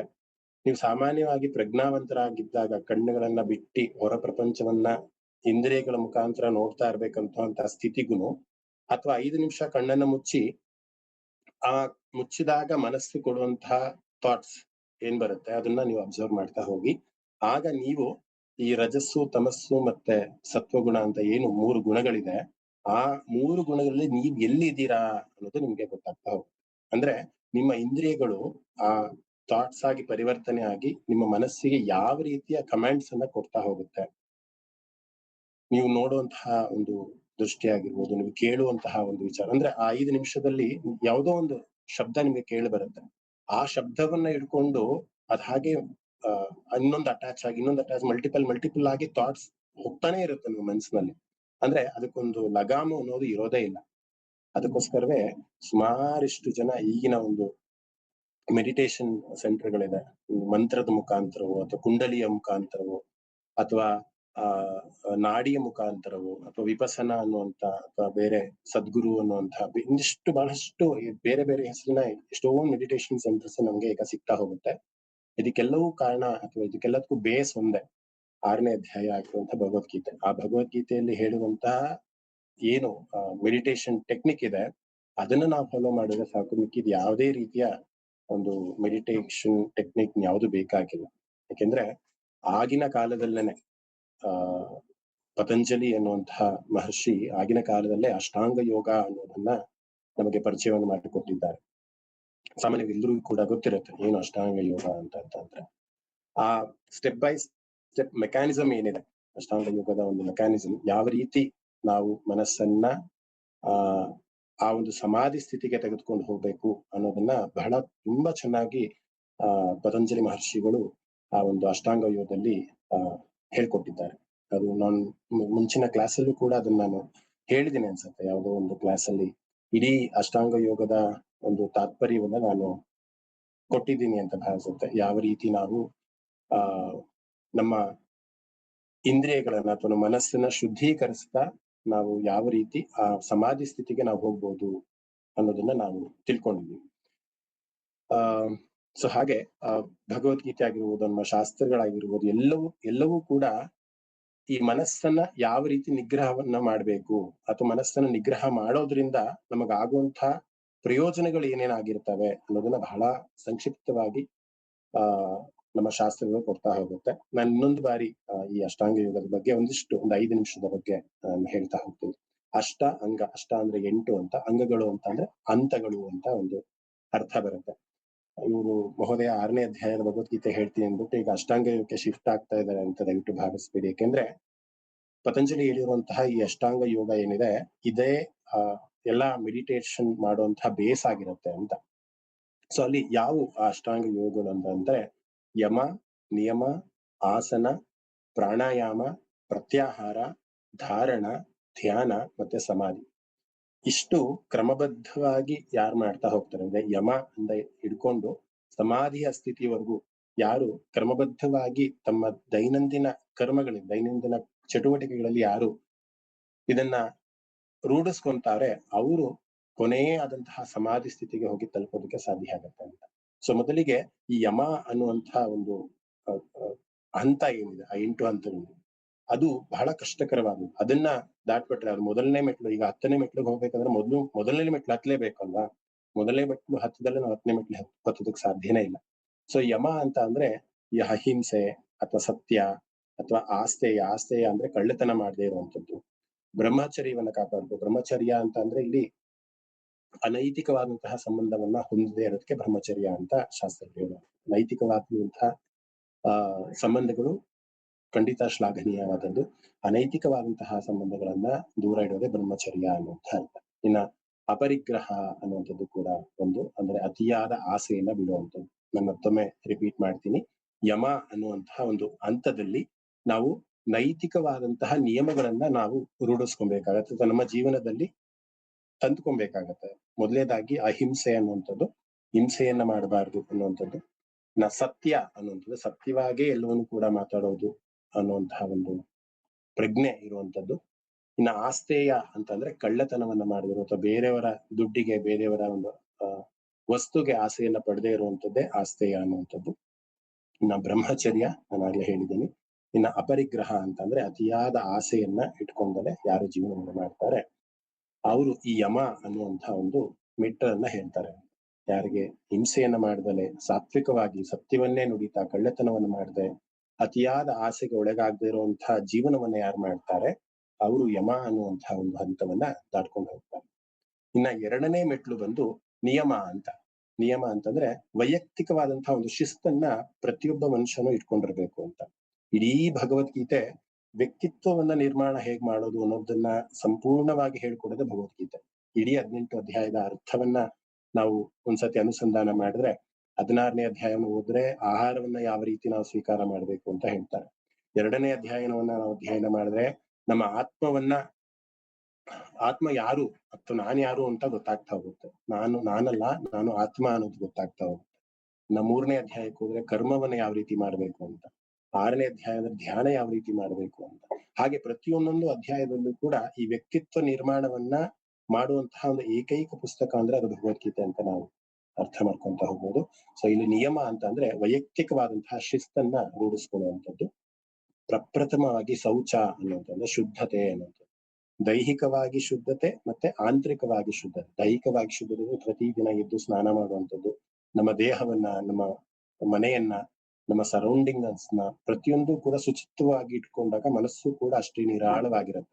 ಸಾಮಾನ್ಯವಾಗಿ ನೀವು ಅಬ್ಸರ್ವ್ ಮಾಡಿರ್ತೀರ, ಬೆಳಿಗ್ಗೆ ಎದ್ದು ಸ್ನಾನ ಮಾಡಿ ಮನೆ ಅಂಗಳವನ್ನ ಗುಡಿಸಿ ಸಾರಿಸಿ ಒರೆಸಿ 1 ನಿಮಿಷ ಕೂತ್ಕೊಂಡಾಗ ಇರುವಂತಹ ನೆಮ್ಮದಿ, ಅಥವಾ ಸ್ನಾನ ಮಾಡದೆ ಮನೆ ಏನು ಗುಡಿಸದೆ ಒರೆಸದೆ ಇದ್ದು ಕೂತ್ಕೊಂಡಾಗ ಇರುವಂತಹ ನೆಮ್ಮದಿ, ನಿಮಗೆ ವ್ಯತ್ಯಾಸ ಗೊತ್ತಾಗುತ್ತೆ ಅಲ್ವಾ? ದೇವರ ಮನೆಯಲ್ಲಿ ದೀಪವನ್ನ ಹಚ್ಚಿ, ಗಂಧದ ಕಡ್ಡಿಯನ್ನ ಹಚ್ಚಿ ಮಂಗಳಾರತಿಯನ್ನ ಮಾಡಿ ಆ ಒಂದು ಕ್ಷಣ ದೇವರ ಮನೆಯಲ್ಲಿ ಕೂತ್ಕೊಂಡಾಗ ಇರುವಂತಹ ಒಂದು ವೈಬ್ರೇಷನ್ಸ್ ಎಷ್ಟರ ಮಟ್ಟಿಗಿರುತ್ತೆ ಅಂದ್ರೆ ಅದರಲ್ಲಿ ಏನೋ ಒಂದು ಆನಂದ ಸಿಗ್ತಾ ಇರುತ್ತೆ. ಅದಕ್ಕೆ ಶುಚಿತ್ವ ಅಂತ ಕರೆಯುವಂತ, ಶುದ್ಧತೆ ಅಂತ ಕರೆಯುವಂಥದ್ದು. ಸೊ ಆ ನಿಯಮದಲ್ಲಿ ಪ್ರಪ್ರಥಮವಾಗಿ ಶುದ್ಧತೆ ಅನ್ನೋದು ಬರುತ್ತೆ. ನಾವು ಮನಸ್ಸನ್ನ ದೈಹಿಕವಾಗಿ ನಾವು ಶುದ್ಧವಾಗಿದ್ರೆ ಆಂತರಿಕವಾಗೂ ಅದು ಇಂಡೈರೆಕ್ಟ್ ಆಗಿ ಶುದ್ಧತೆಯ ಕಡೆಗೆ ಕರ್ಕೊಂಡು ಹೋಗ್ತಾ ಹೋಗುತ್ತೆ ನಮ್ಮನ್ನು. ಸೊ ಹಾಗೆ ಶೌಚ ಅನ್ನುವಂಥದ್ದು. ಇನ್ನೊಂದು ಸಂತೋಷವಾಗಿರುವಂತಂದ್ರೆ ಆದಷ್ಟು ನಾವು ಯಾವುದೇ ಒಂದು ಕಷ್ಟ ಅಥವಾ ಟೆನ್ಷನ್ ಏನೇ ಬಂದ್ರು ಕೂಡ ಒಂದು ಮಟ್ಟಿಗೆ ನಾನು ಖುಷಿಯಾಗಿರ್ತೀನಿ, ಸಂತೋಷವಾಗಿರ್ತೀನಿ ಅನ್ನುವಂತಹ ಒಂದು ನಿರ್ಧಾರವನ್ನು ತೆಗೆದುಕೊಳ್ಳೋದೇ ಸಂತೋಷ ಅನ್ನೋದು. ಸಾಮಾನ್ಯವಾಗಿ ಇದು ಕಷ್ಟಕರವಾದದ್ದೇ. ಸಂಕಷ್ಟಗಳು ಅಥವಾ ಚಾಲೆಂಜಸ್ ಬಂದಾಗ ಹೇಗ್ ಮಾಡೋದೇ ಸಂತೋಷವಾಗಿರೋದು ಅಂತ ಎಲ್ಲ ಪ್ರಶ್ನೆ ಬರುತ್ತೆ. ಆದಷ್ಟು ಕೂಡ ಎಲ್ಲವನ್ನೂ ಕೂಡ ಲೈಟ್ ಆಗಿ ತೆಗೆದುಕೊಂಡು ಜೀವನ ಇಲ್ಲಿ ಟೆಂಪರರಿ ಆಗಿ ಬಂದಿದೀವಿ, ನಾವು ಹೋಗೋರು ಅನ್ನುವಂತಹ ಮನಸ್ಥಿತಿ ಯಾರಿಗಿರುತ್ತೆ ಅವ್ರಿಗೆ ಸಂತೋಷ ಅನ್ನೋದು ಖಂಡಿತ ಬರುತ್ತೆ. ಸೊ ಹಾಗೆ ಸಂತೋಷ ಮತ್ತೆ ತಪಸ್ಸು, ಪ್ರತಿದಿನ ಒಂದಲ್ಲ ಒಂದು ರೀತಿಯ ಒಂದು ತಪವನ್ನ ಮಾಡುವಂಥದ್ದು, ಜಪವನ್ನ ಮಾಡುವಂಥದ್ದು, ಅಥವಾ ವಿಷ್ಣು ಸಹಸ್ರನಾಮ ಪಾರಾಯಣ ಮಾಡುವಂಥದ್ದು, ಭಗವದ್ಗೀತೆ ಅಧ್ಯಯನ ಪಾರಾಯಣ ಮಾಡುವಂಥದ್ದು, ವಿಷ್ಣು ಸಹಸ್ರನಾಮವನ್ನ ಅಥವಾ ಲಲಿತಾ ಸಹಸ್ರನಾಮ ಯಾವುದೋ ಒಂದು ಕ್ರಮಬದ್ಧವಾದಂತಹ ಒಂದಿಷ್ಟು ಶ್ಲೋಕಗಳನ್ನ ಅಥವಾ ವೇದಗಳನ್ನ ಅಥವಾ ನಿಯಮಗಳನ್ನ, ಪೂಜೆಗಳನ್ನ ಮಾಡುವಂಥದ್ದು ತಪಸ್ಸು ಅನ್ನುವಂಥದ್ದು. ಇನ್ನು ಸ್ವಾಧ್ಯಾಯ ಅನ್ನೋದು ಕೂಡ ಒಂದು. ಸ್ವಾಧ್ಯಾಯ ಅಂದ್ರೆ ಶಾಸ್ತ್ರಗಳ ಅಧ್ಯಯನ ಮಾಡುವಂಥದ್ದು. ಇವತ್ತು ನೀವೆಲ್ಲ ಪ್ರತಿ ಶನಿವಾರ 4ರಿಂದ 5ವರೆಗೆ ಕ್ಲಾಸ್ ನಡೆಯುತ್ತೆ, ಒಂದು ಸತ್ಸಂಗ ನಡೆಯುತ್ತೆ ಅಂತ ಕೂತ್ಕೊಂಡ್ರೆ ಇದು ಕೂಡ ಸ್ವಾಧ್ಯಾಯವೇ. ಅಂದ್ರೆ ಒಂದು ಹೊಸತನವನ್ನ ಅರ್ಥ ಮಾಡ್ಕೊಂಡು ಹೊಸ ಕಥೆಯನ್ನ ಕೇಳುವಂಥದ್ದು, ಅಥವಾ ಆ ಕಥೆಗೆ ನಿಮ್ಮ ಜೀವನದಲ್ಲಿ ಹೋಲಿಕೆ ಮಾಡ್ಕೊಂಡು ಒಂದಿಷ್ಟು ಬದಲಾವಣೆಯನ್ನ ತಂದುಕೊಡೋದು, ಇವೆಲ್ಲವೂ ಕೂಡ ಸ್ವಾಧ್ಯಾಯವೇ. ಇನ್ನೊಂದು ಈಶ್ವರ ಪ್ರಣಿಧಾನ ಅಂತ, ಪರಮಾತ್ಮನಲ್ಲಿ ದೃಢವಾದಂತಹ ಒಂದು ನಂಬಿಕೆಯನ್ನ ಇಟ್ಟು ಜೀವನವನ್ನು ಮಾಡುವಂಥದ್ದು, ಅದಕ್ಕೆ ಪ್ರಣಿಧಾನ ಅಂತಾರೆ. ಸೊ ಎರಡನೇದು ಬಂದು ನಿಯಮ ಅನ್ನುವಂಥದ್ದು, ಶೌಚವಾಗಿರೋದು, ಸಂತೋಷವಾಗಿರೋದು, ತಪಸ್ಸನ್ನ ಅಥವಾ ಕ್ರಮಬದ್ಧವಾದಂತಹ ಒಂದಿಷ್ಟು ವಿಚಾರಗಳನ್ನ ಪ್ರತಿದಿನ ನಮ್ಮಲ್ಲಿ ಅಳವಡಿಸ್ಕೊಂತ ಹೋಗೋದು. ಇನ್ನು ಸ್ವಾಧ್ಯಾಯ ಮಾಡೋದು, ಶಾಸ್ತ್ರಗಳ ಅಧ್ಯಯನವನ್ನು ಮಾಡೋದು. ಇಷ್ಟು ಮಾಡಿದ್ದೇ ಆದಲ್ಲಿ, ಯಮ ಮತ್ತೆ ನಿಯಮ ಈ 2 ಮೆಟ್ಟಲುಗಳನ್ನ ಏರಿದ್ದೇ ಆದಲ್ಲಿ ನೀವು ಅರ್ಧ ಮುಕ್ತಿಗೆ ಬಹಳಷ್ಟು ಹತ್ತಿರ ಆದ್ರಿ ಅಂತ ಅರ್ಥ. ಯಾಕಂದ್ರೆ ಆ ಒಂದು ಲೆವೆಲ್ಗೆ ಮನಸ್ಸು ಎಷ್ಟರ ಮಟ್ಟಿಗೆ ಪರಿಪಕ್ವವಾಗಿರುತ್ತೆ ಅಂತ ಅಂದ್ರೆ ಆ ಸಮಾಧಿ ಎನ್ನುವಂತ ಒಂದು ಸ್ಥಿತಿಗೆ ಹೋಗೋದಕ್ಕೆ ಬಹಳ ಸಿದ್ಧವಾಗಿರುತ್ತೆ. ಯಾಕೆಂದ್ರೆ ಯಾವುದೇ ರೀತಿಯ ಒಂದು ಟೆನ್ಷನ್ಸ್ ಇರಲ್ಲ, ಯಾವುದೇ ರೀತಿಯ ಒಂದು ಒತ್ತಡ ಇರಲ್ಲ, ಅಂತಹ ಒಂದು ಸ್ಥಿತಿಗೆ ನೀವು ಹೋಗಿ ತಲುಪಿರ್ತೀರ. ಇದು ಮನಸ್ಸಿನ ಒಂದು ಫಾರ್ಮೇಶನ್ ಅಥವಾ ಅರೇಂಜ್ಮೆಂಟ್ ಆದ್ರೆ, ಈಗ ದೇಹಕ್ಕೂ ಕೂಡ ಒಂದಿಷ್ಟು ಅರೇಂಜ್ಮೆಂಟ್ ಮಾಡ್ಬೇಕಲ್ವಾ, ಅದು ಆಸನ ಅನ್ನುವಂಥದ್ದು 3ನೇ ಒಂದು ಸ್ಥಿತಿ. ಆಸನ ಅಂತಂದ್ರೆ ದೇಹದ ಒಂದು ಸ್ಥಿತಿಯನ್ನು ಮಾಡುವಂಥದ್ದು. ಆಸನದಲ್ಲಿ ಯೋಗಾಸನವೂ ಕೂಡ ಒಂದು, ಅಥವಾ ಈ ದೇಹವನ್ನ ದಂಡಿಸುವಂಥದ್ದು ಯಾವ ರೀತಿ ಅಂತ ಅಂದ್ರೆ ನಿಯಮಿತವಾದಂತಹ ಆಹಾರವನ್ನ ಸೇವನೆ ಮಾಡುವಂಥದ್ದು, ಅಥವಾ ಪದ್ಮಾಸನದಲ್ಲಿ ಅಥವಾ ಸುಖಾಸನದಲ್ಲಿ ನಿಮ್ಗೆ ಯಾವ ಆಸನ ನಮ್ಮ ದೇಹಕ್ಕೆ ಅಥವಾ ಯಾವ ಒಂದು ಇದಕ್ಕೆ ಸೂಟ್ ಆಗುತ್ತೋ ಆ ರೀತಿಯ ಭಂಗಿಗಳಲ್ಲಿ ನಾವು ಯೋಗಾಸನಗಳನ್ನ ಮಾಡಿ ದೇಹದ ಸ್ಥಿತಿಯನ್ನ ಕಾಪಾಡಿಕೊಳ್ಳುವಂಥದ್ದು, ಅದಕ್ಕೆ ಆಸನ ಅನ್ನುವಂಥದ್ದು ದೈಹಿಕವಾದಂತಹ ಒಂದು. ನಾನು ಒಂದೊಂದು ಹಂತವನ್ನ ಬಹಳ ಡೀಟೇಲ್ ಆಗಿ ಹೇಳ್ಬೇಕು ಅನ್ನೋದಾದ್ರೆ ಅದು ಬೇರೆನೆ ಇನ್ನೊಂದು ಟಾಪಿಕ್ ಅಂತ ಅನ್ಸ್ಬಿಡುತ್ತೆ. ನಾನು ಇದೆಲ್ಲ ಹೇಳ್ತಾ ಇರೋದು 6ನೇ ಅಧ್ಯಾಯದ ಬೇಸ್ ಈ ಅಷ್ಟಾಂಗ ಯುಗದಲ್ಲಿ ಇದೆ ಅನ್ನುವಂತಹ ಅರ್ಥದಲ್ಲಿ ಇವೆಲ್ಲವೂ ಕೂಡ ಹೇಳ್ತಾ ಇದ್ದೀನಿ. 4ನೇದು ಒಂದು ಪ್ರಾಣಾಯಾಮ ಅಂತ, ಇದು ಉಸಿರಿನ ಒಂದು ನಿಯಂತ್ರಣವನ್ನ ಮಾಡುವಂಥದ್ದು. ನಮ್ಮ ಉಸಿರನ್ನ ನಾವು ನಿಯಂತ್ರಣದಲ್ಲಿ ಇಟ್ಕೊಂಡು ಆನಾಪಾನ ಸ್ಥಿತಿ ಆಗಿರ್ಬೋದು, ಅಥವಾ ಬೇರೆ ಒಂದಿಷ್ಟು ಪ್ರಾಣಾಯಾಮಗಳು ನಮಗೆ ಸಿಗ್ತಾ ಹೋಗುತ್ತೆ. ಅದನ್ನ ನಿಯಮಬದ್ಧವಾಗಿ ಒಂದು ಕಡೆ ಕೂತ್ಕೊಂಡು ಪ್ರಾಣಾಯಾಮವನ್ನು ಮಾಡಿ ನಮ್ಮ ಉಸಿರನ್ನ ನಿಯಂತ್ರಣವಾಗಿ ಇಟ್ಟುಕೊಂಡು ಹೇಗೆ ಮನಸ್ಸನ್ನ ಶಾಂತಗೊಳಿಸ್ಕೊಬಹುದು ಅನ್ನೋದು ಕೂಡ ಒಂದು ಹಂತ. ಸೊ ಆಸನ ಮತ್ತೆ ಪ್ರಾಣಾಯಾಮ 4ನೇದು. 5ನೇದು ಒಂದು ಪ್ರತ್ಯಾಹಾರ ಅಂತ. ಪ್ರತ್ಯಾಹಾರ ಅಂತಂದ್ರೆ ಮತ್ತೆ ಇಲ್ಲಿ ಇಂದ್ರಿಯಗಳ ನಿಯಂತ್ರಣ ಅನ್ನೋದು, ಅಂದ್ರೆ ಹೊರಗಡೆ ವಿಷಯಗಳಿಗೆ ಮನಸ್ಸನ್ನ ತೆಗೆದುಕೊಂಡು ಹೋಗದೇ ಇರುವಂತಹ ಒಂದು ಕ್ರಿಯೆ. ನಾನು ಆಗಲೇ ಒಂದು ಎಕ್ಸಾಂಪಲ್ ಕೊಟ್ಟೆ, ಯಾವುದೋ ಒಂದು ಸೀರೆ ನಮ್ಗೆ ಇಷ್ಟ ಆಗುತ್ತೆ, ಮನೆಯಲ್ಲಿ ಸಾಕಷ್ಟು ಸೀರೆಗಳಿದ್ದಾಗ್ಲೂ ಕೂಡ ಹೊರಗಡೆ ಅದನ್ನ ತೆಗೆದುಕೊಂಡ್ ಬೇಕಾ ಬೇಡವಾ ಅಂತ ಒಂದು ಆಲೋಚನೆಯನ್ನ ಮನಸ್ಸಿಗೆ ತಂದುಕೊಳ್ಳೋದಿರುತ್ತಲ್ಲ, ಅದಕ್ಕೆ ಪ್ರತ್ಯಾಹಾರ. ನಿಮಗೆ ಇಲ್ಲದೇ ಇದ್ರೆ ಖಂಡಿತ ಅದನ್ನ ಕೊಂಡುಕೊಳ್ಳೋದ್ರಲ್ಲಿ ಯಾವುದೇ ಒಂದು ಇದಿಲ್ಲ. ಬಹಳಷ್ಟು ಜನ ಇರುತ್ತೆ ಆಲ್ರೆಡಿ, ಎಲ್ಲವೂ ಕೂಡ ದೇವ್ರು ಕೊಟ್ಟಿರ್ತಾನೆ, ಆದ್ರೂ ಕೂಡ ಇನ್ನೂ ಬೇಕು ಅನ್ನುವಂತಹ ಒಂದು ಇಂದ್ರಿಯದ ಒಂದು ಚಾಪಲ್ಯವನ್ನ ಮೂಡಿಸ್ಕೊಳ್ಳೋದು. ನಾನು ಎಕ್ಸಾಂಪಲ್ ಕೊಟ್ಟಿದ್ದು ಬರೀ ಸೀರೆ ಅಂತ, ಅದು ಯಾವುದೇ ವಿಚಾರ ಆಗಿರ್ಬೋದು ಅಥವಾ ಯಾವುದೇ ಒಂದು ಉದಾಹರಣೆ ಆಗಿರ್ಬೋದು. ಸೊ ಪ್ರತ್ಯಾಹಾರ ಅಂತಂದ್ರೆ ಇಲ್ಲಿ ಮುಖ್ಯವಾಗಿ ಇಂದ್ರಿಯವನ್ನ ನಿಗ್ರಹ ಮಾಡುವಂಥದ್ದು, ವಿಷಯ ಭೋಗಗಳಿಗೆ ಮನಸ್ಸನ್ನ ಕೊಡದೇ ಇರುವಂಥದ್ದು. ಅದಕ್ಕೆ ಪ್ರತ್ಯಾಹಾರ ಅಂತಾರೆ. ಇನ್ನು ಧಾರಣ ಅಂತ ಅಂದ್ರೆ ಏಕಾಗ್ರತೆ. ಒಂದಿಷ್ಟು ಇವೆಲ್ಲವೂ ಕೂಡ ನಿಯಮ, ಯಮ, ಆಸನ, ಪ್ರಾಣಾಯಾಮ, ಪ್ರತ್ಯಾಹಾರ ಎಲ್ಲವನ್ನೂ ಮಾಡಿದಂತಹ ಅಥವಾ ಎಲ್ಲವನ್ನೂ ಟ್ರೈನ್ ಮಾಡಿದಂತಹ ಮನಸ್ಸಿಗೆ ಧಾರಣೆ ಅಷ್ಟು ಕಷ್ಟ ಆಗೋದಿಲ್ಲ. ಯಾಕೆಂದ್ರೆ ಒಂದು ವಿಷಯದ ಮೇಲೆ ಅಥವಾ ಒಂದು ಉಸಿರಿನ ಮೇಲೆ ಮನಸ್ಸನ್ನ ಕೇಂದ್ರೀಕರಿಸುತ್ತಾ ಒಂದು ಕಡೆ ಕೂತ್ಕೊಳ್ಳೋದಕ್ಕೆ ಖಂಡಿತ ಸಾಧ್ಯ ಆಗತ್ತೆ. ಯಾಕೆಂದ್ರೆ ಬೇರೆ ಇನ್ಯಾವುದೇ ರೀತಿಯ ಒಂದು ಅಡಚಣೆಗಳು ನಮ್ಗೆ ಸಿಗ್ತಾ ಹೋಗಲ್ಲ. ಆಗ ಏಕಾಗ್ರತೆ ತಂತಾನಾಗೆ ಬಂದ್ಬಿಡುತ್ತೆ ಅಂತ. ಸೊ 6ನೇದು ಧಾರಣ, 7ನೇದು ಧ್ಯಾನ. ಒಂದು ಕಡೆ ಏಕಾಗ್ರತೆಯಾಗಿ ಕೂತ್ಕೊಂಡಾಗ ನಮ್ಗೆ ಥಾಟ್ಸ್ ಅಂತ ಅವೆಲ್ಲ ಏನ್ ಹೇಳಿದ್ರೆ ಆ ಥಾಟ್ಸ್ ಕಡಿಮೆ ಆಗ್ತಾ ಹೋಗುತ್ತೆ. ಆ ಥಾಟ್ಸ್ಗೆ ಲಿಂಕ್ ಆಗೋದು ಕಡಿಮೆ ಆಗ್ತಾ ಹೋಗುತ್ತೆ. ಹೊರ ಪ್ರಪಂಚದಿಂದ ನಾವು ಒಳ ಪ್ರಪಂಚವನ್ನ ನಾವು ನೋಡ್ತಾ ಹೋಗ್ತೀವಿ. ಧ್ಯಾನದ ಸ್ಥಿತಿಯಲ್ಲಿ ನಾವು ಇರ್ತೀವಿ. ನಿರಂತರವಾಗಿ ಮನಸ್ಸು ಆ ಪರಮಾನಂದವನ್ನ ಅನುಭವಿಸ್ತಾ ಇರುತ್ತೆ. ಏನೋ ಒಂದು ಆನಂದ. ಪರಮಾನಂದ ಅಂತಂದ್ರೆ ಲೌಕಿಕವಾಗಿ ಸಿಗುವಂತಹ ಯಾವುದೇ ಆನಂದವೂ ಅದು ಆನಂದ ಅಲ್ಲ. ಆಂತರಿಕವಾಗಿ ಒಬ್ಬ ಮನುಷ್ಯ ಯಾವ ಒಂದು ಸ್ಥಿತಿಗೆ ಹೋಗ್ತಾನೆ, ಅದು ಧ್ಯಾನ ಸ್ಥಿತಿಲಿ, ಆಗ ಮಾತ್ರ ಆ ಏನು ಲೌಕಿಕವಾಗಿ ನಮ್ಗೆ ಸಿಗ್ತಾ ಹೋಗುತ್ತೆ ಆನಂದ, ಅದಕ್ಕಿಂತ 100 ಪಟ್ಟು ಆನಂದ ಅದ್ರಲ್ಲಿ ಸಿಗ್ತಾ ಹೋಗುತ್ತೆ. ಅದು ಸಿಗೋದು ಯಾವಾಗ ಒಬ್ಬ ಮನುಷ್ಯ ಸಮಾಧಿ ಸ್ಥಿತಿಗೆ ಹೋಗ್ತಾನೆ. ಸಮಾಧಿ ಸ್ಥಿತಿಗೆ ಅಂದ್ರೆ ಈ ಭೂಮಿಯ ಮೇಲೆ ನಾನಿದ್ದೀನಿ ಅಥವಾ ಭೂಮಿಯಲ್ಲಿ ನಾನು ವಾಸವಾಗಿದ್ದೀನಿ ಅನ್ನುವಂತಹ ಒಂದು ಸ್ಥಿತಿಗೆ ಬಿಟ್ಟು ಹೋಗುವಂಥದ್ದೇ ಸಮಾಧಿ ಸ್ಥಿತಿ ಅನ್ನೋದು. ಒಂದು ಸತಿ ಆ ಸಮಾಧಿ ಸ್ಥಿತಿಗೆ ಹೋದಾಗ ನಾವು ಈ ಜೀವಾತ್ಮ ಅನ್ನೋದೇನಿದ್ದಾನೆ ಅದು ಪರಮಾತ್ಮನ ಜೊತೆ ಏಕೀಭಾವದಲ್ಲಿ, ಅಂದ್ರೆ ನಾನು ಬೇರೆ ಅಲ್ಲ, ಪರಮಾತ್ಮ ಬೇರೆ ಅಲ್ಲ ಅನ್ನುವಂತ ಸ್ಥಿತಿಗೆ ಹೋಗಿ ತಲುಪ್ತಾರೆ. ಸೊ ಇದು ಪತಂಜಲಿಯವರು ಹೇಳುವಂತಹ ಅಷ್ಟಾಂಗ ಯೋಗ. ಯಮ, ನಿಯಮ, ಆಸನ, ಪ್ರಾಣಾಯಾಮ, ಪ್ರತ್ಯಾಹಾರ, ಧಾರಣ, ಧ್ಯಾನ ಮತ್ತೆ ಸಮಾಧಿ. ಇಷ್ಟು ಹಂತಗಳನ್ನ ಮೀರಿ ಹೋಗ್ತಾರೆ, ಇಷ್ಟು ಹಂತಗಳನ್ನ ಯಾರು ಸಮಾಧಿ ಸ್ಥಿತಿಗೆ ತಲುಪ್ತಾರೆ, ಅವರ ದೇಹ, ಮನಸ್ಸು, ಆತ್ಮ ಎಲ್ಲವೂ ಕೂಡ ಸಮತೋಲನದಲ್ಲಿದ್ದು ಯಾವುದೇ ಒಂದು ಭಯ, ಭೀತಿ ಏನೂ ಇರೋದಿಲ್ಲ. ಅವ್ರು ಇಹದಲ್ಲಿರ್ಲಿ ಪರದಲ್ಲಿರ್ಲಿ, ಎಲ್ಲೇ ಇದ್ರೂ ಸರಿ ನಾನು ಆನಂದವಾಗಿದ್ದೀನಿ. ಬಹಿರಂಗವಾಗಿ, ಅಂತರಂಗವಾಗಿ ಎಲ್ಲದರಲ್ಲೂ ಕೂಡ ಆ ಪರಮಾನಂದವೇ ತುಂಬಿಕೊಂಡು ನನ್ನ ಅಂತಿಮವಾದಂತಹ ಗುರಿ ಅಂದ್ರೆ ಆತ್ಮಜ್ಞಾನದ ಅಥವಾ ಆತ್ಮ ಸಂತೋಷದ ಒಂದು ಗುರಿಯನ್ನ ನಾನು ತಲುಪಿದ್ದೀನಿ ಅನ್ನುವಂತಹ ಹಂತಕ್ಕೆ ಒಬ್ಬ ಮನುಷ್ಯ ಹೋಗ್ತಾನೆ. 6ನೇ ಅಧ್ಯಾಯಕ್ಕೆ ನಾನು ಇದೆಲ್ಲ ಯಾಕೆ ಹೇಳ್ತಾ ಇದ್ದೀನಿ ಅಂದ್ರೆ 6ನೇ ಅಧ್ಯಾಯದಲ್ಲಿ ಕೃಷ್ಣ ಹೇಳುವಂತಹ ಮಾತು ಕೂಡ ಇದ್ದೇನೆ. ಅದು ಬೇರೆ ಬೇರೆ ಶ್ಲೋಕಗಳಲ್ಲಿ ಅಥವಾ ಬೇರೆ ಬೇರೆ ಪ್ರಶ್ನೆಗಳಲ್ಲಿ ಅರ್ಜುನಿಗೆ ಉತ್ತರ ಕೊಡ್ತಾ ಕೃಷ್ಣ ಹೋಗ್ತಾನೆ. ಆದ್ರೆ ಅದೆಲ್ಲದಕ್ಕೂ ಕೂಡ ಬೇಸ್ ಈ ಸಮಾಧಿ ಸ್ಥಿತಿ ಅಂತ ನಾವೇನ್ ಹೇಳ್ತೀವಿ, ಆ ಅದು ಹೋಗುವಂತಹ ಅಥವಾ ನಮ್ಮ ವ್ಯಕ್ತಿತ್ವವನ್ನ ಚೇಂಜ್ ಮಾಡ್ಕೊಳ್ಳುವಂತ. ಇವತ್ತು ನಾನೇನಿದ್ದೀನಿ, ದಿನೇಶ್ ಅನ್ನೋದನ್ನ ವ್ಯಕ್ತಿ ಹೇಗಿದ್ದಾನೆ, ಆ ವ್ಯಕ್ತಿ ತನ್ನ ವ್ಯಕ್ತಿತ್ವವನ್ನ ಚೇಂಜ್ ಮಾಡ್ಕೊಂಡಾಗ ಮಾತ್ರ ಅವನು ಕ್ಲೆನ್ಸ್ ಆಗ್ತಾ ಹೋಗ್ತಾನೆ.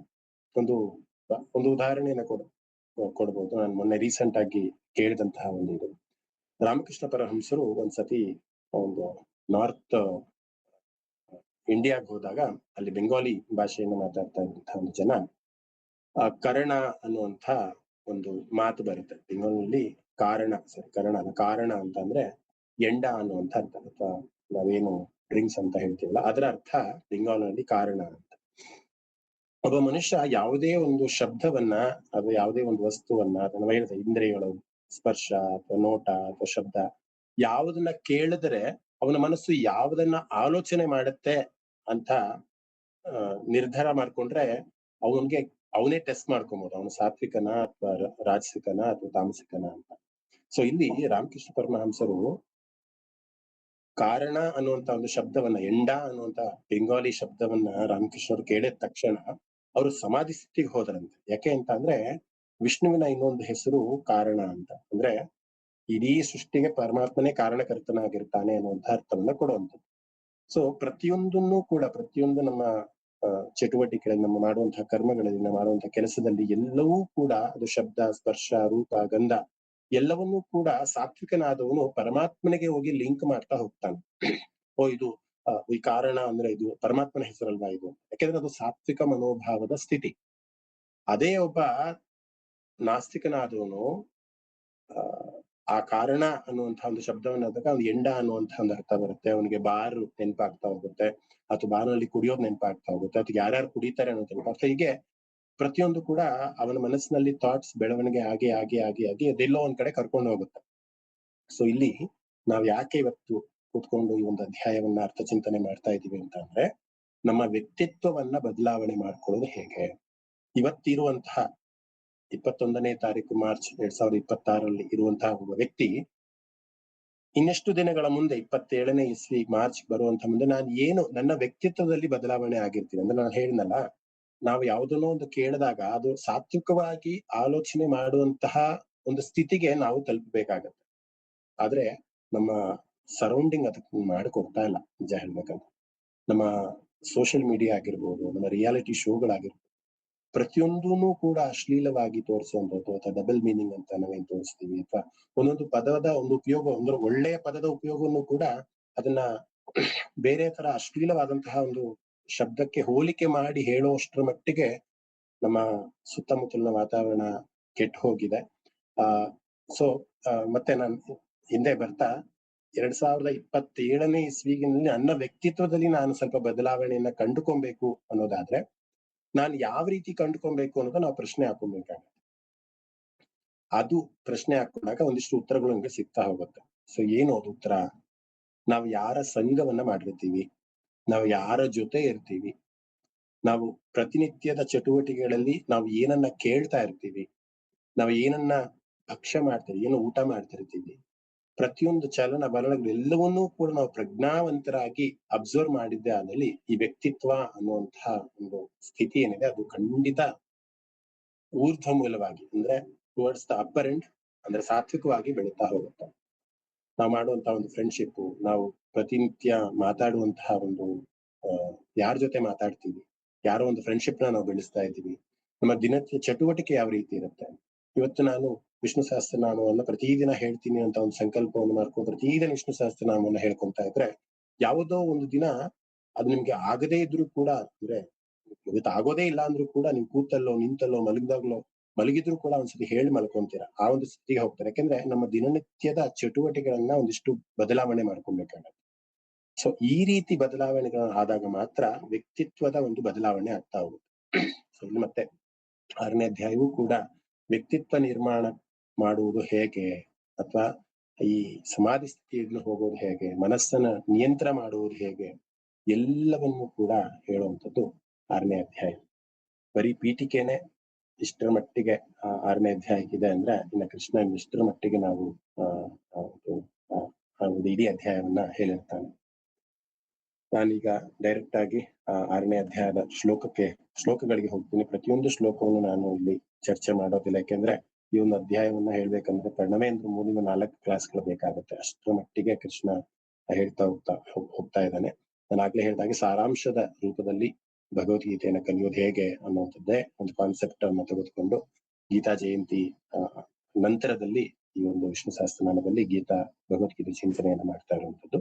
ಸೊ 6ನೇ ಅಧ್ಯಾಯದಲ್ಲಿ ಆತ್ಮ ಸಂಯಮ ಯೋಗ ಅನ್ನುವಂಥದ್ದು. ಇಲ್ಲಿವರೆಗೂ ಯಾರಿಗಾದ್ರೂ ಏನಾದ್ರು ಪ್ರಶ್ನೆಗಳಿದ್ಯಾ, ಅಥವಾ ಕೇಳಿಸ್ತಾ ಇದೆಯಾ, ಅಥವಾ ಒನ್ ಮ್ಯಾನ್ ಶೋ ತರ ಒಬ್ಬನೇ ಒಟ್ಟುಕೊಡ್ತಾ ಇದ್ದೀನ? ಎಲ್ಲರಿಗೂ ಕೇಳಿಸ್ತಾ ಇದೆ ಅಲ್ಲ?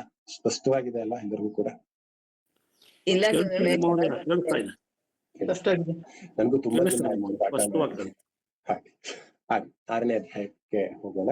6ನೇ ಅಧ್ಯಾಯದ ಮೊದಲನೇ ಶ್ಲೋಕನೇ ಕೃಷ್ಣ ಭಗವಂತನೇ ಆರಂಭ ಮಾಡ್ತಾನೆ. ಬಹಳಷ್ಟು ಅಧ್ಯಾಯಗಳಲ್ಲಿ ಯಾವುದನ್ನ ಅರ್ಜುನನಿಗೆ ಹೇಳ್ಬೇಕು ಅಂತ ಕೃಷ್ಣ ಸಂಕಲ್ಪ ಮಾಡ್ಕೊಂತ ಅವನು ಅರ್ಜುನನ ಪ್ರಶ್ನೆಗೆ ಕಾಯೋದೇ ಇಲ್ಲ.